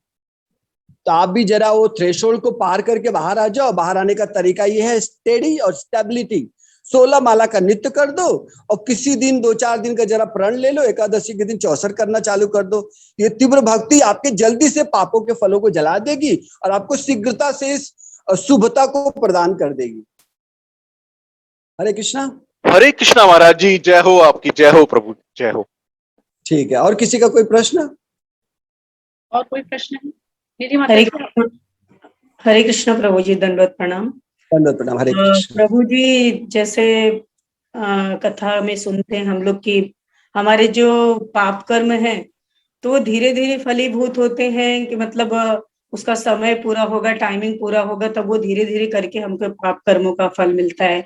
और जैसे भगवान की भक्ति कर रहे हैं, मेरा तो दीक्षा हो गया, इनिशिएशन हो गया, लेकिन घर में जैसे कुछ प्रॉब्लम होता है, फैमिली को लेके, परिवार को, बच्चों को लेके, तो घर वालों की तरफ से एक मुझे ये मिलता है कि इतनी भक्ति हो रही है घर में, इतना तुम प्रचार जो कुछ भी कर रही हो, फिर भी इतना मतलब हमको जो भुगतना पड़ रहा है, जैसे सामाजिक तौर पे कुछ प्रॉब्लम हो गया परिवार में, तो उसके लिए क्या करना चाहिए? मैं उनको क्या आंसर कर सकती हूँ कि ऐसा क्यों हो रहा है? उसको मैं मेरे पापों के इसमें समझूं कि मैंने पिछला जो कर्म किया है उसकी वजह से ये मिल रहा है, उसको क्या समझ के मैं उनको क्या आंसर करूं प्रभु जी?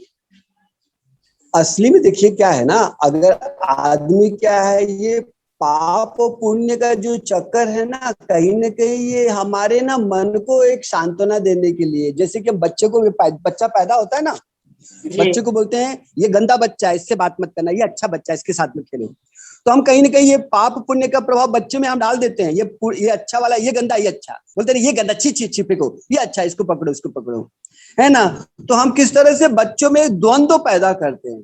तो अगर असली बात जाने ना, तो भगवान की इस दुनिया में पाप पुण्य जैसी कोई चीज ही नहीं है। मूल में क्या है, हमारी अज्ञानता के कारण ही दूसरों को हम जो कष्ट देते हैं वही पाप के रूप में फलित होकर के आता है, हमारी अज्ञानता के कारण। मूल में आप ये समझो, एक बच्चा है ना, आपका एक बच्चा है, आप बच्चे को प्रेम भी करते हो, गोदी में बिठा के खिलाते भी हो, सुलाते भी हो, डंडा भी मारते हो और रस्सी से बांधते भी हो, दोनों क्रियाएं चल रही है, दोनों भी विपरीत क्रियाएं हैं। लेकिन अब विपरीत क्रिया है, लेकिन अब प्रेम की कोई कमी नहीं होती भाई, ये बात को समझो। तो ये आदमियों को ना, ये मतलब बहुत बहुत छोटा वाला धरातल है जब बोलते हैं आप पाप के कर्म से बंधे हुए हैं, हमारा बहुत कष्ट पा रहे हैं समाज में। इस तरह मूल में देखा जाए ना, ये अगर प्रकरण ना बने ना तो हम भगवान की तरफ झुके ही नहीं ना। अब ये देख लीजिए, कुंती माता ने कहा कि जिनके पास बहुत धन है, जो बहुत बड़े ज्ञानी हैं, और जिनके पास बहुत रूप का बल है, और जिनके पास धन का बल, रूप का बल है, ऐश्वर्य है, ऐसे लोग भगवान को कभी समर्पित हो ही नहीं सकते। क्योंकि वो लोग सोचेंगे कि हमसे बड़ा भगवान कौन, हमको दुनिया में क्या चीज की कमी, हम किसी के सामने क्यों झुके। और वहीं पर जब एक फटकार लगती है ना, तब बोलता है नहीं, कोई दूसरा भी है भाई जो मुझसे भी ऊपर है। तो कहने का मतलब है कि देखा जाए सारी बातों को, ये जो विपरीत परिस्थितियां आती है ना, विपरीत परिस्थितियां आती है हमको सबक देने के लिए आती है, और भगवान की तरफ से दिया हुआ एक ये रहता है, थप्पड़ रहता है कि हमको सही समझ, सही दिशा लेकर के चलना है। और शुरुआत में ना ऐसा हम फेस करते हैं, देखो पाखंड कर रहे हैं, झूठा माला लेकर के घुमा रहे हैं, लेकिन हमको समझना है लोगों के इस कमेंट को, जो लोग इस तरह से बोलते हैं, उन बातों को न ध्यान देकर के हम भगवान से और प्रार्थना करें और जप करें। और लेकिन ये भी बात समझे, अपनी जिम्मेदारियों से भी पीछे ना हटे। तो लोग बोले कि भाई देखो माला लेके बैठा रहता, घर का काम पड़ा हुआ है। तो माताओं के लिए तो बहुत विशेष परवस्था है, इसके लिए उनको तो मैं यही सजेशन देता हूँ, अपने सारे काम को करते जाओ, उनको संतोष दो, और मन में मुख में अपना नाम, हरि नाम चलता रहे। जिसे शिकायत का उनको जगह ना मिले, बोले बड़ा काम से, बड़ा आसानी से काम हो गया। और जो भी आप कर्म करो, प्रसाद बना रहे हो ना, तो अब सोचो श्री राधा रानी का किचन है, राधा रानी का ये अब कृष्ण के लिए प्रसाद बन रहा है, तो आनंद में प्रसाद बनाओ। कपड़े धो रहे हो तो भगवान के भक्तों का ये है, आज भक्त नहीं है तो कल बन जाएंगे। आप इतना जान लीजिए, आपके पास भक्ति आई ना, तो कहीं ना कहीं उनका भी पिछले जन्मों का भक्ति का संपर्क है, तभी आप उनके संपर्क में आए हो। इसके लिए उनको अभक्त और अपने को भक्त जानकर के उनको ट्रीट मत करो, क्योंकि परिस्थिति बदलते तब आपको पता चलेगा हाय हम कहाँ पे थे, कहाँ पे आ गए। और बहुत लोगों का अनुभूति ऐसी हो चुकी है, जो लोग भी भक्ति में आए ना धीरे धीरे, सबको पता चला, कोई ना तो डायरेक्ट ना क्या बोलते हैं अवतार लेकर के नहीं आते। हम सब भी इसी धरातल पर सीख करके उसी भूमि से ऊपर उठ करके आते हैं। किसी साधु संघ के कृपा के माध्यम से हम भी भगवान से जुड़ते हैं, और शास्त्रों को पढ़ते हैं, अपने जीवन को हम उन्नत बना लेते हैं, दिव्य बना लेते हैं, दिव्य चेतना में, कृष्ण भावनामृत में आ जाते हैं। तो एक श्रृंखला है। तो शुरू में थोड़ा बाधाओं को झेल लीजिए, अपना जो आपका भक्ति का है, आपका घर परिवार वाले सपोर्ट नहीं कर रहे हैं तो आप अपना अकेला करते रहिए, और समय के प्रभाव से देखिए, भगवान को प्रार्थना करते रहिए। वो दिन भी आएगा जब सब लोग परिणत हो जाएंगे और सब लोग भक्ति के प्रभाव में आ जाएंगे धीरे धीरे। तो लेकिन आपको अपना मजबूती को बना करके चलना है। जी धन्यवाद। हरे कृष्ण। हरे कृष्ण। निधि माता जी आप पूछ लीजिए। सुधा मिश्रा माता जी आप पूछ लीजिए, जो पूछ रहे हैं पूछ लीजिए। हरे कृष्ण। हरे कृष्ण। प्रभु जी हरे कृष्ण।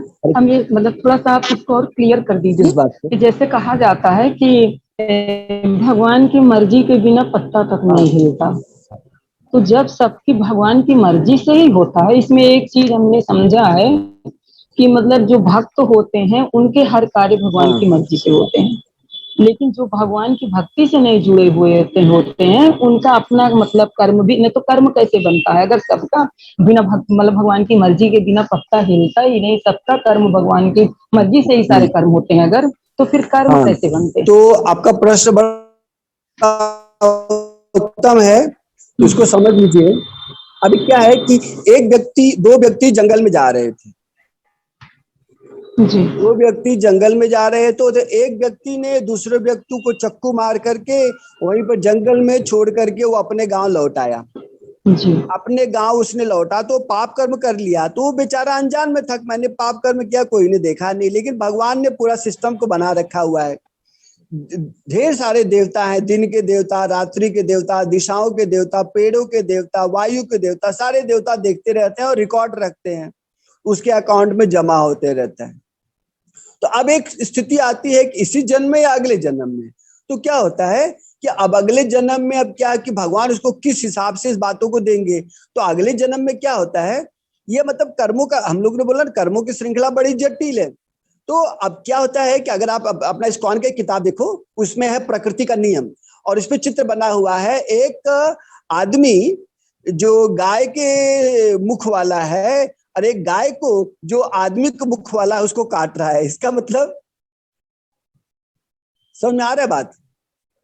तो मतलब कि आंख के बदले आंख और प्राण के बदले प्राण, शरीर के बदले बदले, ये मतलब ये जो क्रियाकलाप है। तो कहीं न कहीं ना कि मतलब हम जब कुछ कुछ ऐसे दोष होते हैं, उन दोषों से जब हम युक्त हो जाते हैं ना, उन दोषों का नाश करने के लिए भगवान ऐसी एनर्जी को दूसरे के अंदर में, अज्ञानी व्यक्ति के में ऐसी एनर्जी को पैदा कर देते हैं जो वो आदमी आकर के उसका गला काट देता है। तो ये जब आदमी आकर गला काटता है तो एक व्यक्ति का तो मतलब उसके पापों का समाधान भगवान कर देते हैं गला कटवा करके। अब उस व्यक्ति को भी तब उसको होश देते हैं पश्चाताप करने के लिए और बाद में ऐसे सारे कामों से विरत करने के लिए। तो इस तरह से भगवान एक को तो गला कटवाया और दूसरे को पश्चाताप करने के लिए, दंड पाने के लिए छोड़ देते हैं। इस तरह से दो जीवों को अपना तब मार्गदर्शन देते हैं भगवान, किस तरह से मतलब कि थोड़ा सा अपने अज्ञान के धरातल से उठ करके थोड़ा ऊपरी धरातल पर आए, थोड़ा सा जिंदगी को समझे। अभी आप अच्छी तरह से समझ लीजिए कि एक राजा है, उसके यहाँ पर ना एक कसाई था। कसाई मतलब जो मृत्यु दंड देने का काम करता है। तो कसाई था, मृत्यु दंड देने का काम करता। वो कसाई का एक दिन अचानक मृत्यु हो गया और अगले दिन ही किसी व्यक्ति को फांसी दी जानी थी। तो राजा ने अपने मंत्री को निर्देश किया दूसरे कसाई का इंतजाम तुम करो। तो मंत्री ने क्या किया, मंत्री ने एक अपना ये बनाया, क्या बनाया भाई, एक वांट डाला। वांट, न्यूज़पेपर वांट रहता है ना, हमको एक कसाई की जरूरत है। अब आप सोचिए कसाई की जरूरत है, उसके अंदर क्वालिफिकेशन क्या लिखेंगे वो? आप जरा विचार बनाइए,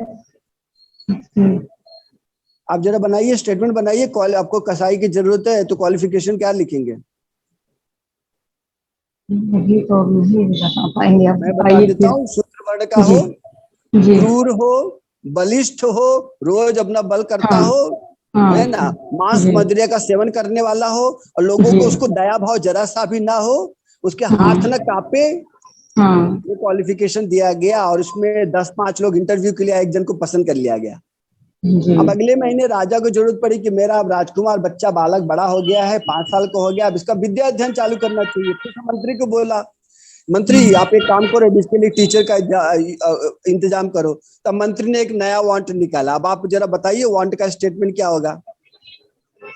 आधी बात तो ऊपर ऊपर उड़ रही है प्रभु जी। अच्छा, मेरी बात ऊपर ऊपर चल रही है, आधी बात तो ऊपर उड़ी जा रही है, ऊपर ऊपर। अच्छा सुनिए सुनिए सुनिए, देखिए तो कहने का मतलब, मेरा कहने का मतलब है कि पहले मैंने बोला कि एक राजा के यहाँ पे कसाई खत्म हो गया, और कसाई जो मौत का सजा देता है ना, फांसी, ठीक है। तो फिर मैंने बोला कि अब राजा को एक नए कसाई की जरूरत है। कसाई का तो वो वांट कैसे बनाएगा मंत्री? हमको एक कसाई चाहिए। कसाई का गुण क्या होना चाहिए? हाँ, जो आपने बताया कि मतलब कठोर होना चाहिए, निर्दय होना चाहिए, ऐसे बलिष्ठ होना चाहिए। हाँ, क्रूर होना चाहिए, हाँ, मदिरा मांस का सेवन करने वाला चाहिए, हाँ, हाँ, जिसमें दया भाव तरह से। अब राजा को एक टीचर की जरूरत है जो उनके बच्चे को जो पढ़ा सके। आप बताइए, नया वांड बनाइए। उसको ज्ञान होना चाहिए, सब्जेक्ट की नॉलेज होनी चाहिए जो उनको पढ़वाना है अपने बच्चे को। हाँ, और उसको ब्राह्मण होना चाहिए, तपस्वी होना चाहिए, ज्ञानी होना चाहिए, वेद शास्त्रों का सब ज्ञान होना चाहिए। तो आपको समझ में आ रहा है तो मूल में घटनाएं क्या घट रही है? कहीं भी मतलब कहीं पे भी किसी को सेट नहीं कर सकते ना। मूल में क्या होता है, देखो अभी हमने क्या किया, हमने एक बीज को लेकर के जमीन में डाल दिया, एक व्यक्ति ने दूसरा बीज डाल दिया। तो एक ने आम का बीज डाला और एक ने क्या बोलते हैं ना, बबूल का बीज डाला।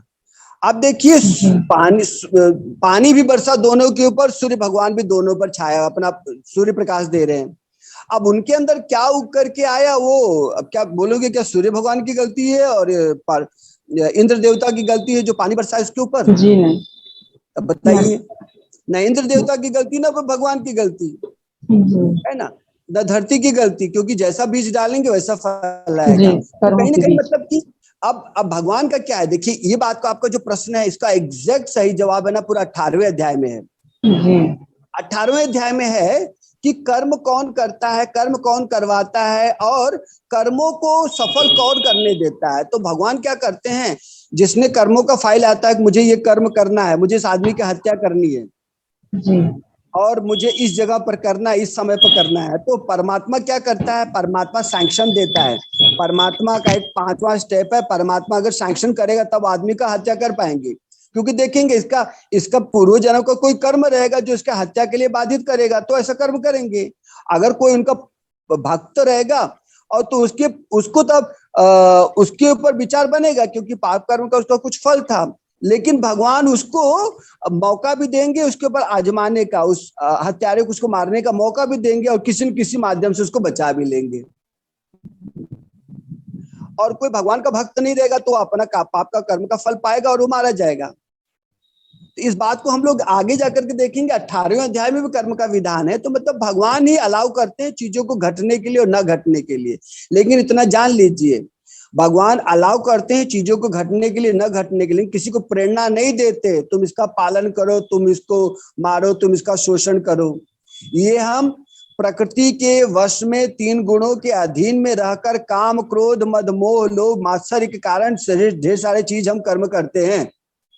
अब इस अज्ञानता में रहकर जो हम कर्म फलन करेंगे ना, तो हमको प्रकाश कहाँ से मिलेगा, तब तो अंधकार ही हमको झेलना पड़ेगा ना। तो भगवान का जो हमारे पास जो ढेर सारे कर्मों का फल का प्रभाव आता है ना, उसके लिए आता है क्योंकि हम भगवान ने हमको कुछ स्तर का ना हमको स्वतंत्रता दी है कर्म करने की, कुछ स्तर का। जब हम स्वतंत्रता का दुरुपयोग करते हैं तो हमारी स्वतंत्रता का जो ये रहता है आंकड़ा रहता है उसको घटा देते हैं। जैसे कि मनुष्य ज्यादा स्वतंत्र है चीजों को करने के लिए, लेकिन पशु कम स्वतंत्र है, और पशुओं से भी एकदम कम स्वतंत्र पेड़ है, बेचारे हिल ही नहीं सकते। कम से कम कोई मारने के लिए आ रहा है, डंडा लेकर के आ रहा है, गाय बैल पशु ऐसे तो भाग खड़े होंगे, और वो तो कोई क्या बोलते हैं ना, अपना ये कुल्हाड़ी लेकर के आ रहा है, तो पेड़ तो बेचारे खड़े रहेंगे। कोई कितना भी दांव मारे कट करके गिर जाएंगे, लेकिन बेचारे भाग सकते ही नहीं है। तो इसका मतलब जो जितने ज्यादा पापी रहते हैं वो उतने ज्यादा बंधे हुए रहते हैं। तो मतलब कि भगवान अपने ऊपर दोष नहीं लेते। अब भगवान ने महाभारत की लड़ाई में सबको एक दूसरे को लड़ा करके मरवा डाला, लेकिन उसने भगवान ने अपने ऊपर दोष नहीं लिया। उन्होंने माध्यम बना दिया पांडवों के उस विपत्ति का समाधान करने की कोशिश की, लेकिन समाधान हो नहीं सकता था, क्योंकि सबका अहंकार और मात्सर्य, द्वेष, ईर्ष्या सबका बढ़ा हुआ था। इसमें प्रभु जी सार हमें तो यही समझ में आया है, मतलब पहले से भी थोड़ा, जैसे कोई पूछता है तो थोड़ा उसको समझाने में, मतलब आप कैसे बता रहे हैं कि मतलब यही है कि आज का वर्तमान जीवन जो हमारा है इसको रूल रेगुलेशन के हिसाब से काम करना चाहिए। जैसे कहते हैं कि अकर्म के तरीके से तो हमारा अगला कर्म नहीं बनता, और पिछले जो हमारे कर्म है उनको हम घटाने का प्रयास करें नाम जप करके, या मतलब भगवान के रास्ते पे चल के। सार सिर्फ छोटा सा सिर्फ यही हुआ है ना। तो हम तो कहने का मतलब यही है कि हम इतने के लिए जो रूल रेगुलेशन पे चलने के लिए हम स्वाधीन हैं, पराधीन नहीं है। उसमें हम चूज कर सकते हैं कि हमको ये करना है, ये करना है। हाँ, इसमें तो हमारी स्वतंत्रता नहीं। जब हम प्रण ले लेते हैं कि अब मैं नया पाप नहीं करूंगा, तो अपना पिछला फाइल क्लियर होगा, नया फाइल बनेगा नहीं।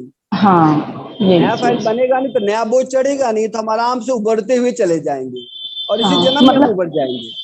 तो जैसे कुछ लोग बोलते हैं जैसे कोई चोरी कर रहा है या कोई हत्यारा बन गया है या कोई भी गलत काम कर रहा है, तो उसको भगवान को बिना तो पत्ता नहीं हिलता है, तो वो भगवान के मजबूर है, वो पराधीनता है, भगवान पराधीनता में काम कर रहा है। तो ऐसा नहीं है, मतलब कुछ जगह ऐसा लागू होता है।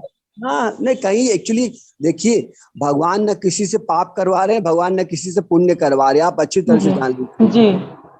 और हमारे ही कर्म हमारे सामने आते हैं। एकदम नहीं, हमारी अज्ञानता, हमसे कर्म कौन करवा रहा है, हमारी अज्ञानता, हमारा अज्ञान। जी हाँ, हम अपनी अज्ञानता को दूर करने के लिए स्वतंत्र हैं, ये मतलब हुआ, हम अपनी अज्ञानता को दूर करने के लिए स्वतंत्र हैं। हाँ, हमारा श्रद्धा हमसे भक्ति करवा रही है, बात को मान लेंगे, और हमारा अज्ञान हमसे पाप कर्म करवा रहा है।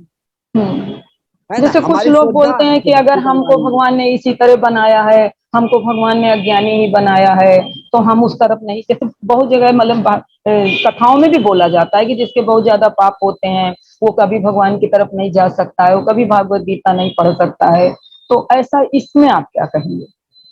अभी देखिए, अभी कुछ लोगों को जब बुद्धि खुल जाती है ना, जैसे कि कालिया नाग भगवान से प्रार्थना कर रहा है, महाराज अब मुझे दंड क्यों दे रहे हो, मेरी क्या गलती है, आपने तो मेरी प्रकृति को रचा है। अब देखिए क्या है, अब ये बड़े कितने भगवान से इंटेलिजेंट लोग हैं, देखिए कितने प्रश्न किया था इंटेलिजेंट लोग भगवान से जी। अब ये कितने इंटेलिजेंट लोग हैं। अब पाप की वृत्ति तुम्हारी हुई, अब तुमको ये तुमको सर्प की योनि क्यों मिली, क्योंकि तुम बड़े द्वेषी थे, खूंखार थे, क्रूर थे और पहले का इस स्वभाव के कारण तुमको सर्प की योनि मिली। तो अब ये दोष दे रहे हो कि भगवान तुमने ही तो मेरी प्रकृति को बनाया, तो भगवान का क्या दोष? प्रभु जी एक बात बोले, जैसे फिर वहां पे तो ये बोला गया ना कि भगवान भी चुप हो गए, उसके आगे जवाब नहीं दे पाए, बलि से राजा बलि को और 3 लोगों को ऐसा। अरे नहीं, ये सब लोगों ने ना बातों को प्रसंग, भगवान देखिए, भगवान को कोई अपना ज्ञान दिखा करके चुप करा सकता है? आप ये समझ लीजिए, अभी मैंने जो आपको जवाब दिया, आपको संतोष मिला?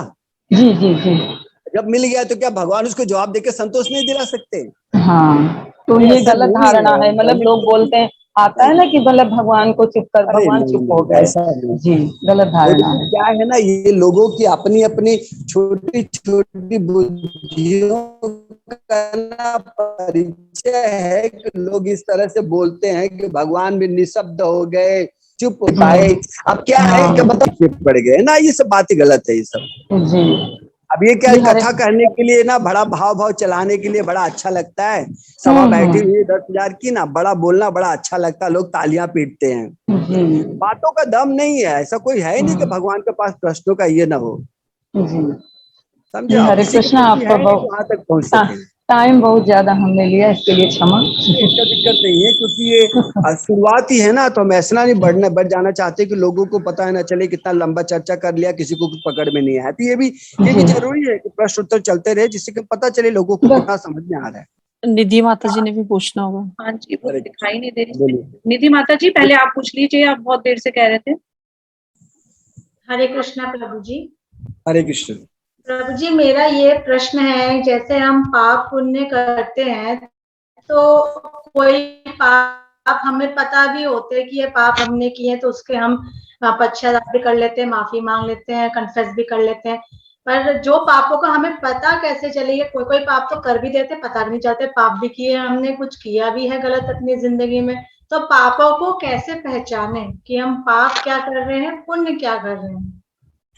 देखिए, पहले के जमाने में क्या होता था, सारे लोगों को कंपलसरी यज्ञ करने के लिए कहा जाता था। आप बोलते हैं कि भैया सारे लोग मतलब ब्राह्मण, क्षत्रिय, शूद्र, वैश्य, 4 लोग हो गए।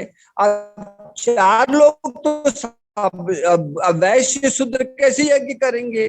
तो उनके लिए कहा कि ब्राह्मण मंत्र पढ़ेगा और क्षत्रिय अपना और यज्ञ की रक्षा करेंगे, और वैश्य उसमें ला करके अपना जो भी अनाज धन सामान चाहिए वो ला करके देंगे, और वैश्य और शूद्र जो है वो सफाई का काम करेंगे। और जब यज्ञ पूरा होता था तो यज्ञ पूरा होने पर चारों लोगों को फल मिलता था, क्योंकि चारों लोग है ना, चारों वर्ण उसको सहयोग देते थे यज्ञ करने के लिए। तो इस तरह से जब करते थे लोगों का पाप का क्षय होता था, पुण्य बढ़ता था, सही समय पे फल, सही समय पे वर्षा, सही समय पे अनाज धन सब आते रहता था। अब क्या है, उस समय पर एक विधान था, जो गृहस्थी हैं वो जब झाड़ू मारते हैं ना तो उनके हाथ से ढेर सारे कीड़े मरते हैं, जब अन्न बनाते हैं, अग्नि जलाते हैं, ढेर सारे कीड़े मरते हैं, मतलब अनजान में उनसे कष्ट होता है। तो इसमें क्या है कि ये सारे जो अपने अनजान में जो हमसे कष्ट होते हैं, उन कष्टों के निदान के लिए गृहस्थियों को 5 धर्म बताया गया है। पहली बात तो अतिथि धर्म, मतलब जो भी आपके पास अतिथि आ गया उसको सेवा करो, मतलब उसको खाना खिलाओ। और दूसरा पितृधर्म, अपने पितरों को श्राद्ध करो। और देवता के लिए देव ऋण, मतलब देवताओं को समय समय पर उनका जो यज्ञ है, उनको जो तर्पण अर्पण करना वो करो। और भूत ऋण, आपके अगल बगल में जो भी पशु पक्षी घूम रहे हैं उनके लिए को दान पानी का इंतजाम करो, है ना। और आखिरी है ऋषि ऋण, मतलब हमारे ऋषियों ने जो हमको शास्त्र ग्रंथ लिख करके दिए हैं उनको पाठ करो। तो इतना करने मात्र से समझ लीजिए उनके छोटे मोटे पापों का अपने आप समाधान हो जाता था। वो गिनती में नहीं आते थे। खाली वो बड़े पाप जो जान करके करते थे उनके सिर पर चढ़ा रहता था, उसको उनको भारी दंड मिलता था। तो अब जब हमको पता नहीं है कि हमने कौन से कर्म के पाप किए, तो आपको पापों के कर्म के फल में आपको फंसना क्यों है? जो पाप घट गए, बस आप पश्चाताप करो। और पश्चाताप करने का बहुत अच्छा तरीका है कि हरे कृष्ण महामंत्र जप, भगवत गीता भागवतम का पाठ, बस। तो जब भी आपको समय मिले अपने समय को सदुपयोग कर हरे कृष्ण महामंत्र जप से आपको रोज नियम बनाइए कि भागवतम भगवत गीता का कुछ श्लोकों का रोज पाठ हो जाए। और इतना करने मात्र से आदमी को पाप का स्पर्श हो नहीं सकता, चाहे पिछले जन्म का हो, जब पिछली बार का हो, भविष्य आने वाले पाप का स्पर्श होगा ही नहीं। तो आपको क्या बोलते हैं ना, गड़े हुए मुर्दे नहीं खोड़ना है कि मैंने ये पाप किया, मैंने ये पाप किया अपना, और अपने ऊपर रोना नहीं है। अब आपको क्या करना है, जो घट गया सबके लिए पश्चाताप करो। पश्चाताप करने का बेस्ट तरीका भागवतम, एक भगवत गीता का ना एक बार पाठ कर लो, पूरा 18 अध्याय का, जी प्रभु जी, 1 घंटे में पाठ हो जाता है। तो एक बार पाठ कर लो, भगवान क्षमा कर लो कि मैं ये अपना पाठ करके मैं सारे चीजों का सबके लिए प्रायश्चित कर रही हूँ, और एक 16 माला का जप करके प्रायश्चित कर रही हूँ, मैं निदान, मैं सारे पिछले कर्म के फलों से मैं छुटकारा, बस पार हो गए। अब आगे की चिंता करो, आगे हमको पाप हमसे होना नहीं है। तो आपको पापों को हमको खोद करके उसको इन्वेस्टिगेट करके निकालना नहीं है, लेकिन जो जानबूझ के जो पाप किए उनका हमको अच्छी तरह से प्रायश्चित करना है। और प्रायश्चित करने का सबसे बेस्ट तरीका है भगवान का हरि नाम जप, इससे बड़ा कोई दूसरा साधन नहीं है। और कृष्ण कथा सुनो, कृष्ण कथा कहो, भगवान का हरि नाम जप करो, आपको पता चलेगा। और ये पापों का प्रभाव उतर जाएगा तो मन में, अपने हृदय में अपने आप प्रसन्नता उभरने लगेगी, अलग प्रसन्नता, आपको पता ही नहीं चलेगा मेरा हृदय कितना प्रसन्न क्यों है, हृदय में कितना बहुत अनुभूति आ रही है। सोते वक्त भी अच्छी अनुभूति आएगी, जागते वक्त भी अनुभूति आएगी, तब आपको पता चलेगा कि आप उस छोटे मोटे धरातल से ऊपर उठ के बाहर आ रहे हो। तो आपको लगे रहना है, आपको अपनी इस आध्यात्मिक आपका इस ना इस क्या बोलते हैं इस प्रक्रिया में, प्रोसेस में आपको लगे रहना है। ठीक है, हरे कृष्णा। जी जी प्रभु जी, बहुत सुंदर, बहुत अच्छा बताया प्रभु जी, मुझे सब अच्छे समझ में आया। धन्यवाद प्रभु जी, बहुत बहुत अच्छा। प्रभु जी और कोई है? प्रभु जी क्षत्रियों के लिए क्या नियम था जब वो यज्ञ करते थे? तो विश्वामित्र जी राम और लक्ष्मण को किस लिए लेकर के गए थे जंगल में? नहीं, जब ये 4 तरह के लोग यज्ञ करते थे नहीं, पहले, नहीं, सुनिए, विश्वामित्र जी राम और लक्ष्मण को जंगल में क्यों लेकर के गए थे? राक्षसों को, हाँ, राक्षसों को मारने, यज्ञ की रक्षा करने के लिए ना, जी, यज्ञ की रक्षा करनी है। तो क्षत्रियों का धर्म है कि यज्ञ की रक्षा करें, मतलब जो विपरीत तत्व है ना, जो चोर डाकू लुटेरे हैं, जी प्रभु जी, उन लोगों से जो नुकसान पहुंचाते हैं, तो उन लोगों से रक्षा करें। ठीक है प्रभु जी। तो उनका वो रक्षा करते हैं। वैश्य लोग अपना सामग्री देते हैं और शूद्र लोग बाकी जो छोटे मोटे सफाई उफाई का कार्यक्रम होता है वो करते हैं। मंत्र उच्चारण के काम ब्राह्मण करते हैं। इस तरह से जो लोग भी सहयोगी, किसी भी माध्यम से सहयोगी बन जाता है यज्ञ में, तो यज्ञ के अंत में सबको फल मिलता है, क्योंकि जो लोग भी सहयोग दिए। ठीक है, और किसी का कोई प्रश्न? देवयानी माता जी, आप पूछिए। हाँ, सीमा माता जी पूछिए आप। दंडवत प्रणाम प्रभु जी। प्रभु जी, मेरा क्वेश्चन है कि जब हम नाम जप करते हैं तो हमें ऐसी कौन सी गलती है जो नहीं करनी चाहिए नाम जप करते हुए, जो हमारे पाप कर्म में काउंट ना हो? ऐसा कौन सा कार्य है जो नहीं करना चाहिए? नाम जप करते हुए हमको कौन सी गलती नहीं करना चाहिए? तो वो नाम जप करते हुए ना, अभी क्या है कि अभी वो 10 गलतियों का एक लिस्ट है कि नाम जब जो नाम अपराध कहलाते हैं, वो नाम अपराध है ना, तो आपको एक देख लेना चाहिए, एक बार पढ़ लेना चाहिए कि वो नाम अपराध में ना, जो नाम अपराध में आते हैं वो उससे हमको बचा करके चलना चाहिए। और सबसे बड़ा पाप जो मैं मानता हूं कि नाम जप में ना, जो नाम जप के फल को आदमी के ऊपर जिंदगी में आने नहीं देता, अशुभ फल को, वो है किसी भक्त का अपराध। तो आदमी को भक्त अपराध से बचते हुए नाम जप को करना है, क्योंकि भक्त अपराध करने पर और अपना जो नियम है ना, जो हमको नहीं करना चाहिए, 4 4 नियमों का पालन जब हम नहीं करते, भक्त अपराध करते हैं ना, तो हमारा नाम जप में ना खंडन, मतलब ये बिगड़ ये आता है, हमारा छूटता है हमारा नाम जप, क्योंकि पाप प्रभावी होने लगता है, तो नाम जप को हम रख नहीं पाते। तो इसके लिए हमको पहली बात तो 10 नाम अपराध है, उनको हमको देख लेना चाहिए, और हमको भक्तों के अपराध से बचना चाहिए, सबसे बड़ा भक्त अपराध। ठीक है प्रभु जी। तो भगवान कहते हैं यहाँ पर कि भक्तों का अगर कोई भगवान का अपराध कर दे तो नाम जप से समाधान हो जाता है, लेकिन नाम जप का जो कोई नाम का जो कोई अपराध कर दे ना, तो नाम का अपराध का उसको नाम से ही क्षमा मिलता है और किसी भी तरीके से नहीं।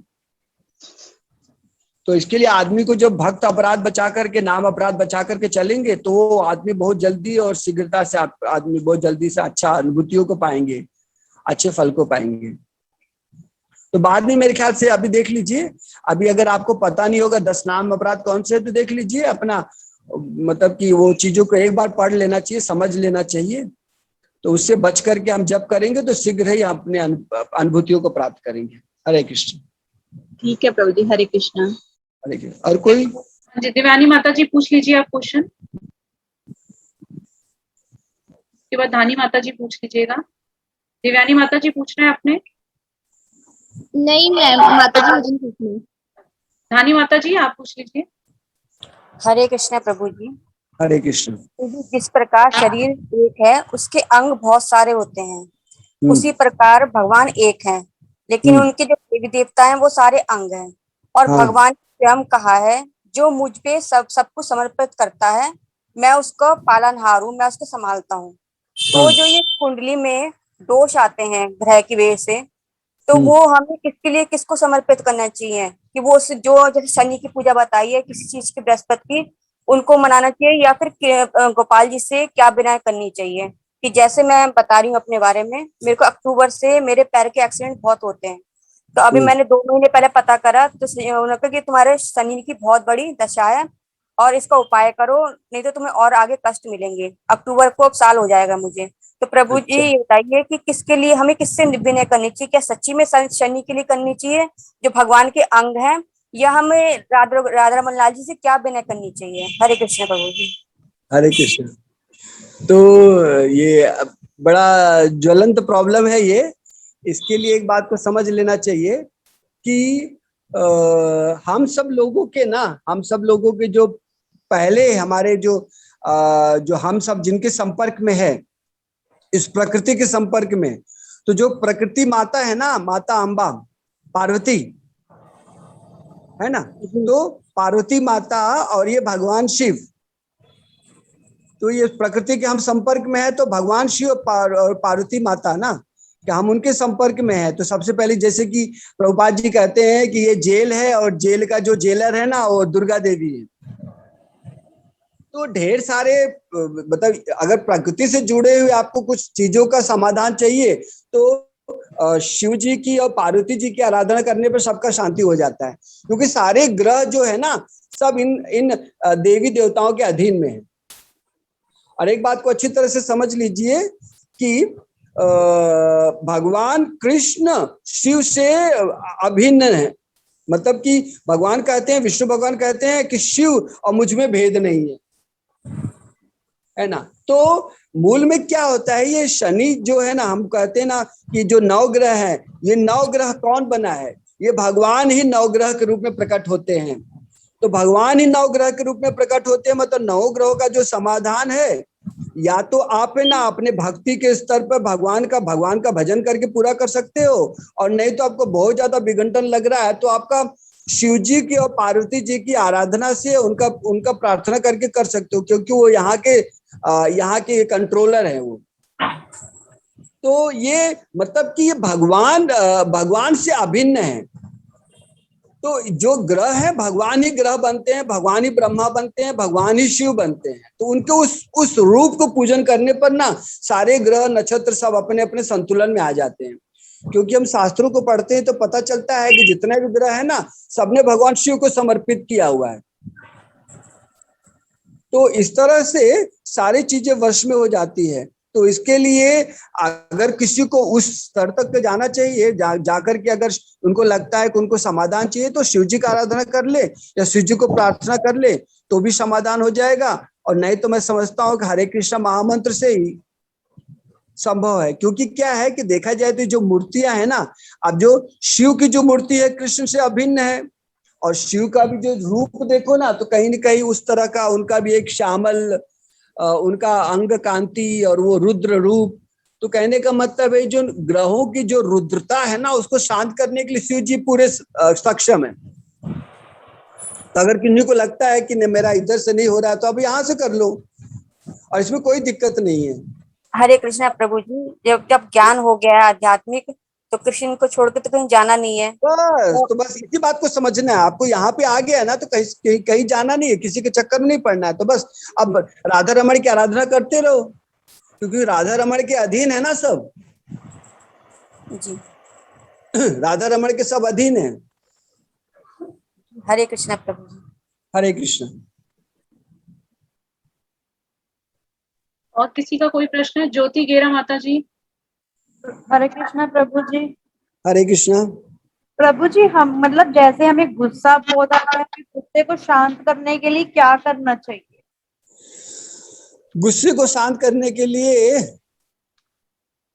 हमको लाल मिर्ची कम खानी चाहिए।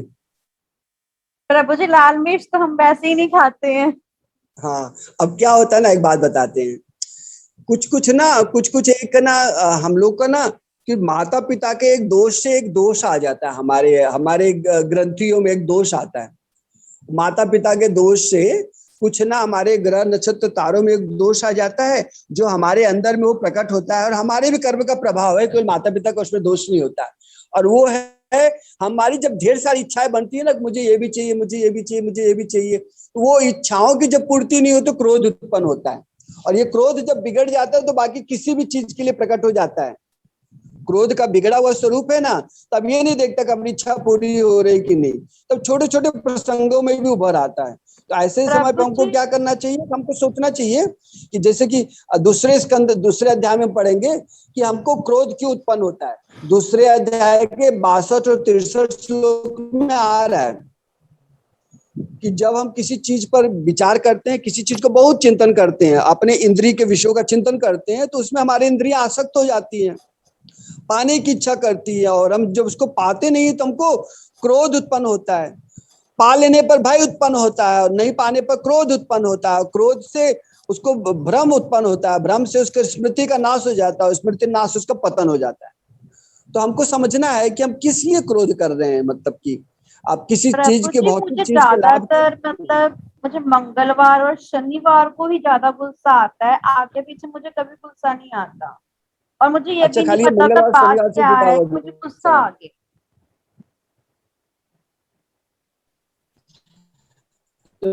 मंगलवार शनिवार से जुड़ा हुआ गुस्सा है।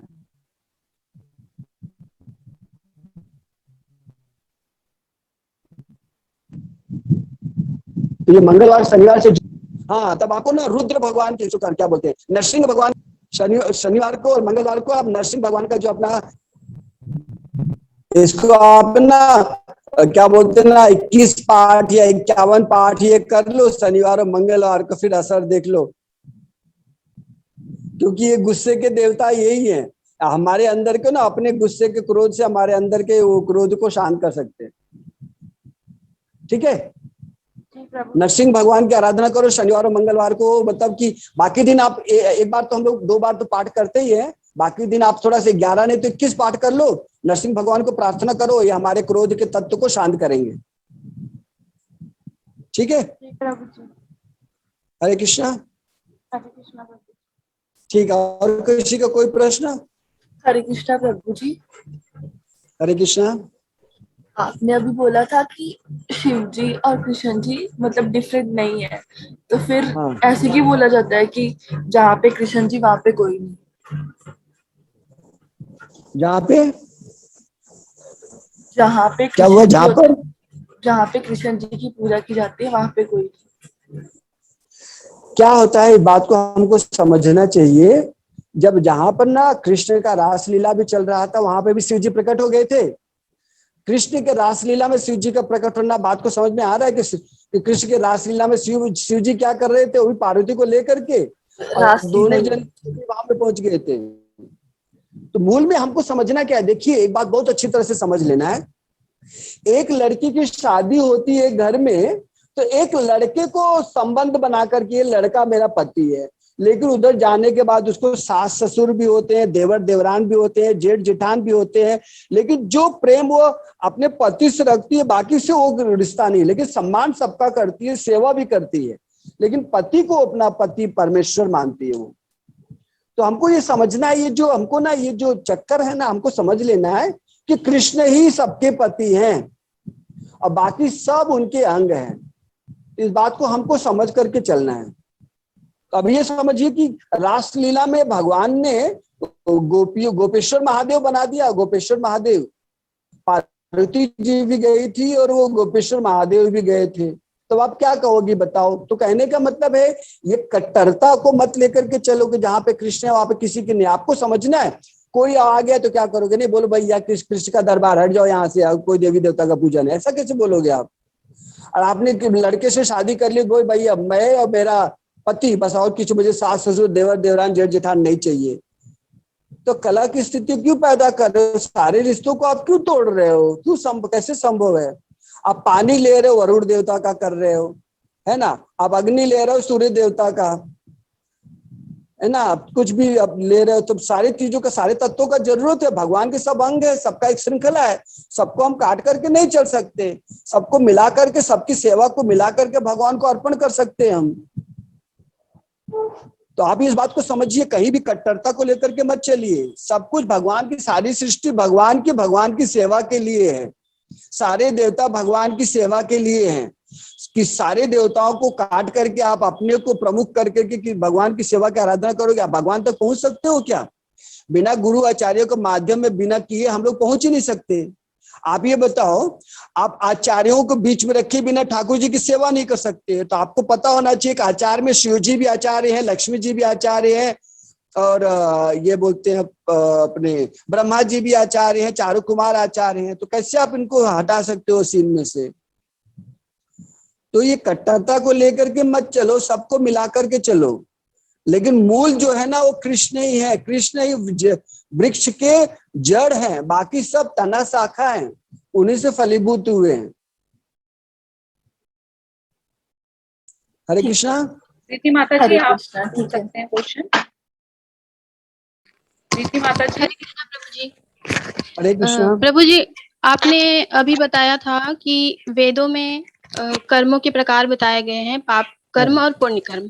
तो आपने बताया कि जो कर्म वेदों में लिखे गए हैं जिन कर्मों को करने के लिए, तो उन्हें हम कर्म कहते हैं, जिनका निषेध है वो विकर्म कहलाते हैं, और निष्कर्म जो कर्म होते हैं जो भगवान से जुड़े हैं। तो मुझे थोड़ा इसमें कंफ्यूजन है कि अकर्म किसे कहते हैं? क्या कहा? अकर्म किसे? हरे कृष्णा। अकर्म किसे कहते हैं? अकर्म, देखिए अकर्म जो है ना, अकर्म मतलब कि जो कर्म न पाप कर्म को पैदा करते न पुण्य कर्म को पैदा करते हैं, वो भगवान के भक्ति में जो किए जाते हैं वो अकर्म बनते हैं। अकर्म को अकर्म। हाँ बोलिए। प्रभु जी, तो निष्कर्म कर्म भी तो भगवान की सेवा से ही जुड़े होते हैं, तो इन दोनों एकदम तो अकर्म और जो निष्काम कर्म है दोनों एक ही है। अच्छा। निष्काम कर्म, जो निष्काम कर्म है ना वो पाप पुण्य के दायरे से परे होता है, और अकर्म भी पाप पुण्य के दायरे से परे होता है। इसका मतलब निष्काम कर्म ही अकर्म है। अच्छा, समझ आ गया? क्योंकि दोनों भी अकर्म पाप पुण्य के फल को नहीं देता, निष्काम कर्म पाप पुण्य के फल को नहीं देता जी। तो कर्मों के प्रभाव से बचने का तरीका ही है, अकर्म करो, अकर्म या निष्काम कर्म, तो दोनों भी एक ही श्रृंखला है। अच्छा, मतलब हम निष्कर्म कर्म को ही अकर्म कहते हैं, ये अलग इसका अस्तित्व नहीं है। हाँ एकदम यही जान लीजिए। निष्काम कर्म के मतलब जो पाप पुण्य के फल को प्रदान नहीं करता वही निष्काम कर्म है, वही अकर्म है। और ये भक्ति का भगवान की संबंध से किया हुआ कर्म ही निष्काम कर्म बनता है। जी है ना? जी प्रभु। हाँ ठीक है, और किसी का कोई प्रश्न? हरे कृष्ण प्रभु जी। हरे कृष्ण। एक प्रश्न और मैं पूछ सकते हैं? पूछिए पूछिए, इसके लिए तो अभी आप मौका दिया। नहीं, समय है कि नहीं, या कोई और पूछने वाला है इसलिए? अभी समय है, बोलिए। ये जैसे हमने किताबों में भी पढ़ा है, या एक गीता पढ़ी थी हमने, उसमें ऐसा था। तो उसमें जैसे कहते हैं कि जैसे हम भगवान की तरफ जब भक्ति मार्ग में आगे बढ़ते हैं या संकल्प लेते हैं या आत्मसमर्पण करते हैं, तो क्या हमारे पूर्व कर्म जो होते हैं अच्छे या बुरे, तो वो क्या हमारे पूर्व कर्म जो है मतलब वर्तमान में, या अभी शब्द भूल रहे हैं हम, तो समझने का, हमारी भाव को समझिएगा आप कि शब्द थोड़ा गड़बड़ हो रहा है, कि मतलब प्रत्यक्ष में सजीव रूप मतलब लेके क्या हमारे सामने वो हमारे कर्म आ सकते हैं? ऐसा होता है? क्या होता है ना, अच्छी तरह से समझ लीजिए। और अगर आते हैं तो क्यों? सबके साथ तो नहीं होता ऐसा। जी हाँ हाँ, ये देख लीजिए। अभी भी एक प्रश्न आया था, एक प्रभु जी ने पूछा था, मैंने जवाब दिया था। देखिए अब आपको ना, जब हम ना भक्ति के चक्कर में हम नहीं पड़ते, भगवान के चक्कर में अपना सांसारिक क्रियाकलाप हम जीते रहते हैं, 84 में भटकते रहते हैं, 14 लोक में घूमते रहते हैं, तो हमको बड़ा बैगेज बनाने की जरूरत नहीं पड़ती, क्योंकि भगवान का विधान, ग्रहों का विधान रहता है किस जन्म में कौन सा कर्म के फल को देना है। लेकिन जब हम भक्ति करना चालू कर देते हैं, भगवान को समर्पण करते हैं, प्रणाम करते हैं, बड़ा विचित्र बात आया है, पद्म पुराण में आया है कि जिसने बोलते हैं जिसने अश्वमेध यज्ञ किए हो ना, 100 अश्वमेध यज्ञ, शायद उसको लौट करके आना पड़ेगा, लेकिन जो भगवान को एक प्रणाम करता है उसको लौट करके आना नहीं पड़ता। पद्म पुराण की वाणी है, इसको बात को भक्ति रसामृत सिंधु में लिखा हुआ है। तो इसका मतलब है जब भगवान को समर्पण करते हैं, भक्ति करना चालू कर देते हैं, उसी दिन से हमारे कर्मों की जो फाइल है ना, वो यमराज जी अपने पास से निकाल करके भगवान के यहाँ पे धाम में भेज देते हैं, और भगवान उसको सबको बोलते हैं अग्नि में स्वाहा। भगवान पाप, क्योंकि भगवान अपने भक्तों के कर्म के फलों का हिसाब भगवान रखते नहीं है, और उनको बहुत पाप को भी कुछ नहीं मानते और थोड़े से पुण्य को भी बहुत मानते। अब भगवान का हिसाब देखो, भगवान थोड़ा सा भी कोई सेवा किया रहेगा उसको बहुत गिना चुना करके बखान करते हैं, और जो थोड़ा सा बहुत ज्यादा पाप रहेगा उसको जरा सा भी नहीं गिनते भगवान। तो अब क्या है कि अब हमको कि पूरा मतलब कि अब हमारे ढेर सारे मतलब पिछले जन्म के सारे पहाड़ों पाप के पहाड़ों का नाश हो गया, और हमारा तो फाइल अब ट्रांसफर हो गया।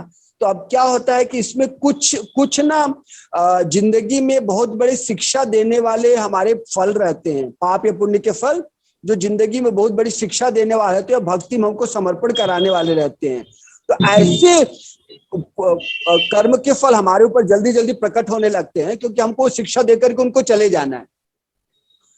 तो इसके लिए समझ लीजिए कि हम जब भक्ति में लगते हैं तो समझ लीजिए कहीं ना कहीं हम अपने कर्मों को ना पूरा सफाई कर रहे हैं। तो जो बड़े प्रभावी कर्म है ना, वो हमारे सामने प्रकट होते हैं। लेकिन आप जान लीजिए कैसे प्रकट होते हैं मालूम है? अगर पहाड़ है हमारे ऊपर गिरना है तो छोटा सा कंकड़ बन करके आएगा। तो रामचरितमानस में है, गरल सुधा रिपु करे मिताई, गोपद सिंधु अनल सितलाई। अगर आदमी को गरल सुधा, अगर आदमी को अगर जहर पीना है तो अमृत के समान हो जाता है वो जहर। रिपु करे मिताई, उसके दुश्मन दोस्त बन जाते हैं। गोपद सिंधु, अगर उसको समुद्र में गिरने वाला उसका फल बन रहा है, समुद्र में गिरा दिया जाएगा, तो वह गौ के खुर के जल को भी ना वो उसमें उसको मौका मिलता है गिरने का। गौ के खुर के जल को, जिसको आंख बंद कर भी पार कर जाता है, गिरता नहीं उसमें। मतलब समुद्र का जल गौ के खुर के जल के बराबर हो जाता है। गोपद सिंधु अनल शीतला, उसके लिए आग भी शीतल हो जाती है, जलाती नहीं है। ये वाणी आपने सुनी होगी। तो मतलब आदमी जब समर्पित करता है तो उसके कुछ कुछ कर्मों के फल का प्रभाव उसको, क्योंकि सबको शांत होना रहता है। जो बहुत प्रभावी रहते हैं वो अपना पहाड़ जैसे रहते हैं, तो छोटे बोलते सरसों के दाने जैसे उभर करके आते हैं, लेकिन उभर के आते हैं क्योंकि हमको कुछ वो शिक्षा दे करके जाना है। लेकिन आप जान लीजिए जब वो उभरते हैं तो भगवान ना, वो सामने उभार रहे हैं भगवान, लेकिन पीछे से खड़े रहते हैं भगवान सपोर्ट। जी जी जी जी जी। भक्त है ना, आपने सारी कठिनाइयों को, परेशानियों को भगवान के चरण स्मरण करते हुए बड़े आसानी से पार कर जाता है। और छोटी छोटी बातों पे संसारी लोग रोते रहते हैं, छोटी छोटी बातों पर। तो क्या प्रभु जी ये नहीं पता चल सकता कि वो ऐसा कौन सा कर्म था हमारा, ऐसा पता चल सकता? बात ये देखिए कि देखिए आप कर्म का आप बोल रहे हैं ना कि पता नहीं चल सकता। अभी देखिए अगर मैं बताऊं आपके पास ना कि 25 लाख आपके कर्म है, आप बताइए कौन से कर्मों का आप हिसाब रखोगे बताओ? क्योंकि हर क्षण हम कर्म कर रहे हैं ना जी, हर क्षण हम कर्म कर रहे हैं। अब मैं बोला 25 लाख, आप बताओ तो 25 लाख के कौन से कर्म का आप हिसाब छोड़ोगे, कौन सा रखोगे बताओ? और आज का जो समय है वो कल पर रो करके क्यों बिताना है? जी। अब मैंने एक जन से बोला ना कि भाई आपने कर्मों का आपको हिसाब देखना है तो अब जाओ और जाकर के देखो क्या मुर्दे शमशान भूमि में भाई आपके कौन से कर्म गड़े पड़े हैं, खोलो निकलवाओ। लेकिन आप सोचो खोल कर निकलवा के आपको मिलने वाला क्या है? तो करना क्या है आपको भाई? जो बीती ताई विसार दे, आगे चले। तो ये माता जी से बात कर रहा था, क्या उनका क्या हो गया? आवाज आ रही कुछ? जी आवाज नहीं आ रही क्या? वो समझ गए हैं, आ गया उनको आंसर। अच्छा अच्छा, तो मतलब कि कल पर ध्यान नहीं देना, अभी आगे बढ़िए, उसके लिए अपना क्षमा मांग लीजिए भगवान से। उसको हिसाब लेकर के क्या करोगे, कितने तरह के पाप होते हैं। जी जी। और कोई जो नए लोग हैं जो जुड़े हैं अभी, जिनको कोई डाउट्स हैं वो पूछ सकते हैं। जो इस ग्रुप में बिल्कुल नए हैं, अभी अभी आए हैं, वो लोग भी अपने प्रश्न पूछिए। महाराज हरे कृष्णा। महाराज जी, शाम की जो सैर है उसका उद्देश्य रहता है कि स्वास्थ्य ठीक रहे, लेकिन आजकल बारिशें बहुत हैं तो जाने अनजाने में कुछ नीचे जीव जंतु आ जाते हैं, तो उद्देश्य ये रहता है कि शरीर ठीक रहेगा तो हरि भक्ति अच्छे से कर पाएंगे। तो प्रभु जी क्या बंद कर देना चाहिए सैर करना, या इसे मतलब इसी पाप से कैसे निवृत्ति मिल पाएगी महाराज जी? देखिए एक बात है कि जब हम ना हमारे भगवत गीता में कई बार कहा गया है, तेषां सतत युक्ता नाम भजताम प्रीति पूर्वकम तदामि बुद्धि योगम तम येन माम उपयान्ति। परिणाम कभी छूटेगा नहीं, भजन करते रहेंगे, हम अपने स्वरूप में रहेंगे। ऐसे में जो भी हमसे जान अनजान अपराध बनेगा ना, तो वो जीव का कल्याण होगा। जो भी आपके मतलब आपके द्वारा कभी गलती से अनजान में जो मारे जाएंगे उनका भी कल्याण होगा, क्योंकि हम तो जान करके गलती करते नहीं है। तो लेकिन अगर हम अपने स्वरूप में रहेंगे और अपन नाम जप का सहारा लिए रहेंगे ना, तो जो भी जान अनजान में जो भी अपराध बनेगा उससे उनका उद्धार हो जाएगा, क्योंकि उनका उस योनि से अगली योनि में जाना है। इसलिए ये जानिए कि भक्ति विनोद ठाकुर हमारे एक आचार्य थे, वो तो कहते हैं कि मुझे भगवान वैष्णव के घर का कुत्ता बना दीजिए, क्योंकि उनकी जूठी रोटी मिलेगी। तो इसके लिए मतलब कि जीव जंतु भी ना कोशिश करते हैं तो वैष्णव के घर का हमको ना जन्म मिले, वैष्णव के घर में रहने का हमको जन्म मिले, उनका संग मिले, उनके जूठी भोजन को समझना है कि किस तरह से ना हम किसी भी समय पर हम किस तरह से ज्यादा नाम जप कर सके ऐसे समय पर, और अपराध से हमको बचना है। लेकिन जो भी अनजान में हो रहा है उसके लिए भगवान से क्षमा मांग लेनी है।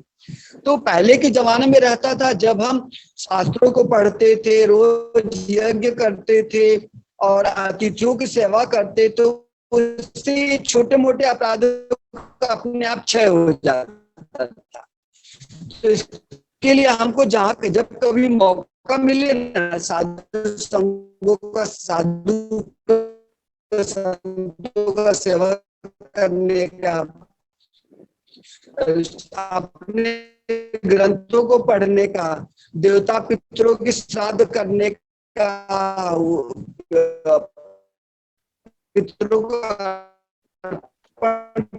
मुझे आवाज बहुत ज्यादा कट रही है। पूर्वजों का जो श्राद्ध करने का, ऐसा कुछ कर्म मौका मिले तो उसको अवश्य करना चाहिए, क्योंकि उसमें ऐसे छोटे मोटे कर्मों का सबका उसमें अपने आप में समाधान हो जाता है।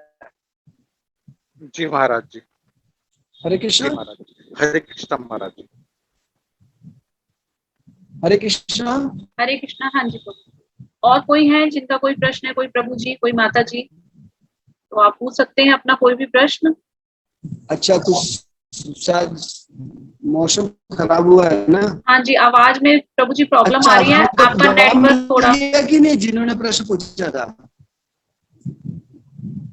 हाँ जी महाराज जी, मेरे को समझ आ गया महाराज जी। और किसी का कोई दंडवत प्रश्न? प्रणाम महाराज। हरे कृष्ण। तो मैं चाहूंगा कि आप सब लोगों के पास एक डायरी बहुत संभाल करके रखते हैं और थोड़ा उत्कृष्ट पेज होते हैं, तो उत्कृष्ट ज्ञान को उत्कृष्ट पन्नों पर हम अच्छे हिसाब से उसको लिखे। तो कुछ सुनते हुए चीजों को नोट करें, या कुछ आपके पास जो बाद में इसको ये वीडियो में मिल जाएगी तो आप उसका नोट्स बनाए। और इस बात को आपको ध्यान रखना है कि आपको क्लास के दौरान नोट्स बनाना है, और अगली बार जब हम आएंगे तब आपको आज के सुने हुए विषयों का आपको कुछ कुछ चर्चा सुनाई देगा। तो हम लोगों का सिस्टम ऐसा है कि हम लोग है ना, जितने भी पार्टिसिपेंट्स रहते हैं सबके नाम को लिख करके हम लोग एक लकी ड्रॉ निकालते हैं। 1 या 2 या 3 लकी ड्रॉ निकालेंगे और आपको 2-2, 3-3 मिनट बोलने का मौका देंगे कि आप अपनी बातों को, जो कल पिछली बार आपने सुना, उन बातों को थोड़ा सा आप दोहराएं। इस तरह से हम लोग धारा को शुरुआत करते हैं, तब हम लोग आगे बढ़ते हैं। तो इसमें ये से रहेगी कि सारे लोग सतर्क रहेंगे, कोई भी एकदम ना अपना सो करके नहीं सुनेगा कि भैया क्लास पूरा हो गया, मैं तो प्रेजेंट था, मैंने कनेक्शन किया हुआ था, पूरा 2 घंटा मैं मौजूद था। तो इससे क्या रहेगा, किसी का भी नाम आ सकता है, तो किसी को भी, जिसका भी नाम आएगा उसको आज के क्लास के बारे में कुछ कुछ बातों को बताना पड़ेगा। तो इसके लिए जरूरी है कि आप अपना नोट्स तैयार रखें और हर बार कुछ नोट्स बनाएं, आपने क्या सीखा, क्या समझा, या कुछ प्रश्न भी आए तो अगली बार आप पूछ सकते हैं। तो इस तरह से हम आगे बढ़ेंगे, इस तरह से चर्चा करते हुए तो ढेर सारी अनुभूतियों को हम प्राप्त करेंगे, और भगवान कृष्ण की, प्रभुपाद जी की कृपा से हम इस को अच्छी तरह से पार कर जाएंगे। हरे कृष्ण। हरे हरे कृष्णा प्रभु जी। हरे कृष्णा प्रभु जी। हरे कृष्णा प्रभु जी। हरे कृष्णा प्रभु जी दंडवत। हरे कृष्णा प्रभु जी दंडवत प्रणाम। हरे कृष्णा प्रभु जी दंडवत प्रणाम। हरे कृष्ण, सबको दंडवत प्रणाम। हरे कृष्णा प्रभु जी दंडवत प्रणाम। दंडवत प्रणाम। श्री राधे श्याम। जय श्री राधे। हरे हरे जय श्री राधे श्याम। हरे कृष्णा प्रभु जी दंडवत प्रणाम। हरे कृष्णा। जय श्री राधे श्याम। मेरा माता जी। जी प्रभु जी। तो आज का फिर कैसा लगा आपको, मिला कुछ खुराक? जी प्रभु जी बहुत अच्छा लगा प्रभु जी। अब तो हम रोज सुनेंगे प्रभु जी आपकी क्लास हर संडे को। हमें भी मौका मिल रहा है प्रभु जी सुनने का, हमने तो आज पहली बार लाइव सुना। अच्छा बढ़िया, तो अच्छा ठीक है, हम लोग मिलेंगे फिर। जी प्रभु जी। अच्छा, आप लोगों को जो भी सेवा मिली उसको पूरा कीजिएगा।